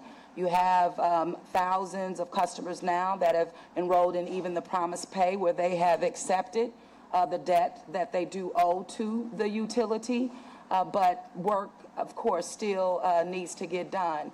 And in addition to that, just the work that is in queue relative to lead line replacement, for example, that's going to happen. And that's going to put an added burden even on the customer side, but we have to get lead out of the pipes and out of the systems. But the city of New Orleans is one city in the United States of America that is now progressing towards lead line replacement. So much work needs to be done, much has happened, and I look forward to real communication and collaboration. Thank you all once again. Thank you, Madam Yeah. Mayor. Thank you for your time, Councilman. Hang on one second. Sorry, Joe. Councilmember Green? No, Councilman. I'll keep my comments to, you can watch me, Mr. Morrell, 3 minutes. That's what I get. All right, we're timing. 3 minutes. We're timing. Not happening. 3 minutes? Wait, it's going to be hard, but it has to start right now. Okay. All right. The public gets Is there anybody from St. Aug in the audience? Anybody, any song people in the audience? Look, public gets 2 minutes. I want to end us on a positive note, and I just want to say to Mayor Cantrell and my fellow members of the council, I'm pleased to be a New Orleanian. I'm pleased to be a resident of my district, and I want to thank the members of the administration and the council and the council staff who are out there working every day to help us move in a positive direction as a city. I know that the headlines are going to focus on deficit, they're going to focus on tension, et cetera, but behind the scenes, a lot is getting done. I can speak for my district. I'm looking at the Director of Code Enforcement, with whom I work so well, and we've had so many demolitions that have made our citizens feel better who live near those demolitions. Yes, we have relocated people who were on a toxic dump for 40 years, the Gordon Plaza residents, and that was a combined effort that made that happen. We have projects going on such as the Mirabeau Water Gardens project in the Gentilly Resilience District that's going to do outstanding work in terms of living with water. Just yesterday, in fact, I was at the dedication of a new park on Claiborne Avenue. It was a resilience district park. It was a resilience park put together by private citizens working with the city. And they complimented the Office of Resilience and Sustainability for the work that was done to make that vision to reality, stormwater management park a reality. So the bottom line is that I want to emphasize to citizens that your concerns are being heard. Don't let the potential of the focus in the wrong direction not allow you to see that in the midst of some of the challenges, in many respects, our city is moving in the right direction and progress is being made in important issues. And that's because quietly behind the scenes, beyond these headlines, many times the administration and the city council are on the same page on the important issues. That's why crime is down. That's why we've been able to address because we have synergy that exists, whether it be the promotion of civilian hiring, for example, making sure that our officers got the resources that they need. That came from the administration to the council. We agreed with it, and that worked well. Just in general, I just want to say that members of the public, you are welcome to participate in the public process relative to this budget. Your concerns are being heard, but do recognize that the resources that you're making available to the city and the city council, to the administration, are in many respects making the glass much more than half full. I'm looking forward to this budget process and moving forward as a city in the direction in which you're moving. Thank you. 2 minutes, 57 seconds. Hey. Thank you. Now, Okay, thank you so much. all right. Thank you. All the motions will be deferred as a result, as we always do, to December 1st meeting. As Councilmember Green, if people want to come speak on items, we'll allot time at the end of the budget hearing starting on the 14th. And with that, I will move to adjourn. Second. Councilmember, Yes. Oh, sorry, we have Have to be read. ordinance on first read. yes, Two. and we still need to read these. I got too excited. So let's let the clerk do her work, and you have to read, and then we'll move to suspend the rules too. Right. Thank you. We have motion M 25-514 by Councilmember Giarrusso by request, recommending projects be funded for the remaining 4 years of the 5-year capital program. This will be deferred to December the 1st. We have motion M 25-515 by Councilmember Giarrusso by request, approving the operating budget of New Orleans Aviation Board for the year 2026. This is deferred to December 1st. We have motion M 25-516 by Councilmember Giarrusso by request, approving the operating budget.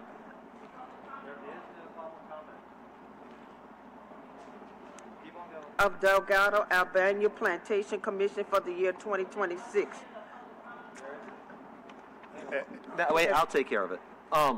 There is no public comment on non-voting items, so we have no voting items. That's why I repeated twice. We will leave open for budget hearings. If you want to come there, we will allot time, even though it's not subject to public comment, what goes there. So thank you. That concludes the voting. There's no public comment today. Thank you. We have motion M25-517 by Councilmember Jeruso by request, approving the operating budget of the French Market Corporation for the year 2026, deferred to 12/1. Motion M25-518 by Councilmember Jeruso by request, approving the operating budget of the New Orleans Municipal Yacht Harbor Management Corporation for the year 2026 has been deferred to December 1st. Motion M25-519 by Councilmember Jeruso by request, approving the operating budget of the Orleans Parish Communication District for the year 2026 has been deferred to December 1st. Motion M25-520 by Councilmember Jeruso by request, approving the operating budget of the New Orleans Aviation Building Corporation for the year 2026. This will be deferred to 12/1.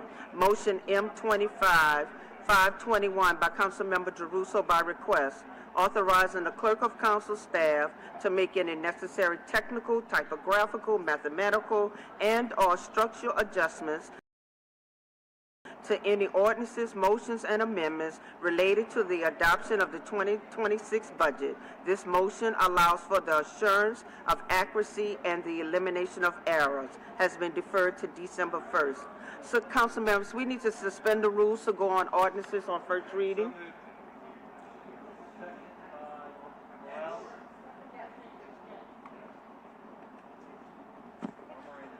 Ordinance on first read. They got to vote. Aye. All in favor? Aye. Aye.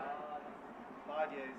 Ordinance on first reads. We have ordinance calendar 35,253 by Councilmember Jeruso by request, and ordinance providing an operating budget of revenues for the City of New Orleans for the year 2026 in accordance with Section 3-116, 4-2061F, and 6-102 of the Home Rule Charter of the City of New Orleans and otherwise supervise respects thereto. We have ordinance calendar 35,254 by Councilmember Jeruso by request, and ordinance providing an operating budget of expenditures for the City of New Orleans for the year 2026 in accordance with Section 3-115, 4-2061F, and 6-1023 of the Home Rule Charter of the City of New Orleans and otherwise supervise respects thereto. We have ordinance calendar 35,255 by Councilmember Jeruso by request, and ordinance providing a capital budget for the year 2026 in accordance with the provisions of Section 3-117 and 4-2061F of the City Charter and otherwise supervise respects thereto. Ordinance calendar 35,256 by Councilmember Jeruso by request, and ordinance relative to the levy of ad valorem tax upon the assessed value of all property, real, personal, and mixed, subject to taxation in the City of New Orleans, and relative to the levy of ad valorem tax on property located in special development and security districts in the City of New Orleans for the year 2026 to levy millage rates for the year 2026 and reallocate the tax receipts for the state millage and otherwise supervise respects thereto. Ordinance calendar 35,257 by Councilmember Jeruso by request, and ordinance relative to the levy of fees on property located in a special security and improvement tax in districts in the City of New Orleans for the year 2026 and otherwise supervise respects thereto. Ordinance calendar 35,258 by Councilmember Jeruso by request, and ordinance to amend and reordain Section 2-1103 of the Code of the City of New Orleans, setting fees for notarial service and related costs and otherwise supervise respects thereto. Ordinance calendar 35,259 by Councilmember Jeruso by request, An ordinance to adopt the New Orleans Tourism and Cultural Fund's Tourism and Cultural Economic Program proposed grant scoring matrix and budget for the year 2026 to be administered by the New Orleans Tourism and Cultural Foundation to, one, provide services and financial support to the cultural barriers and cultural economy of New Orleans, including without limitation the people, the enterprise, and communities that transform cultural skills, knowledge, and ideas to economically productive goods, services, and places, and to enhance tourism in New Orleans by strengthening the cultural economy, which attracts tourists to New Orleans, supporting events and festivals for the year 2026 and otherwise to provide respects thereto. Ordinance calendar 35,260 by council members Jeruso, Moreno, Green, and Thomas by request. An ordinance to amend ordinance 30,139 MCS as amended in title.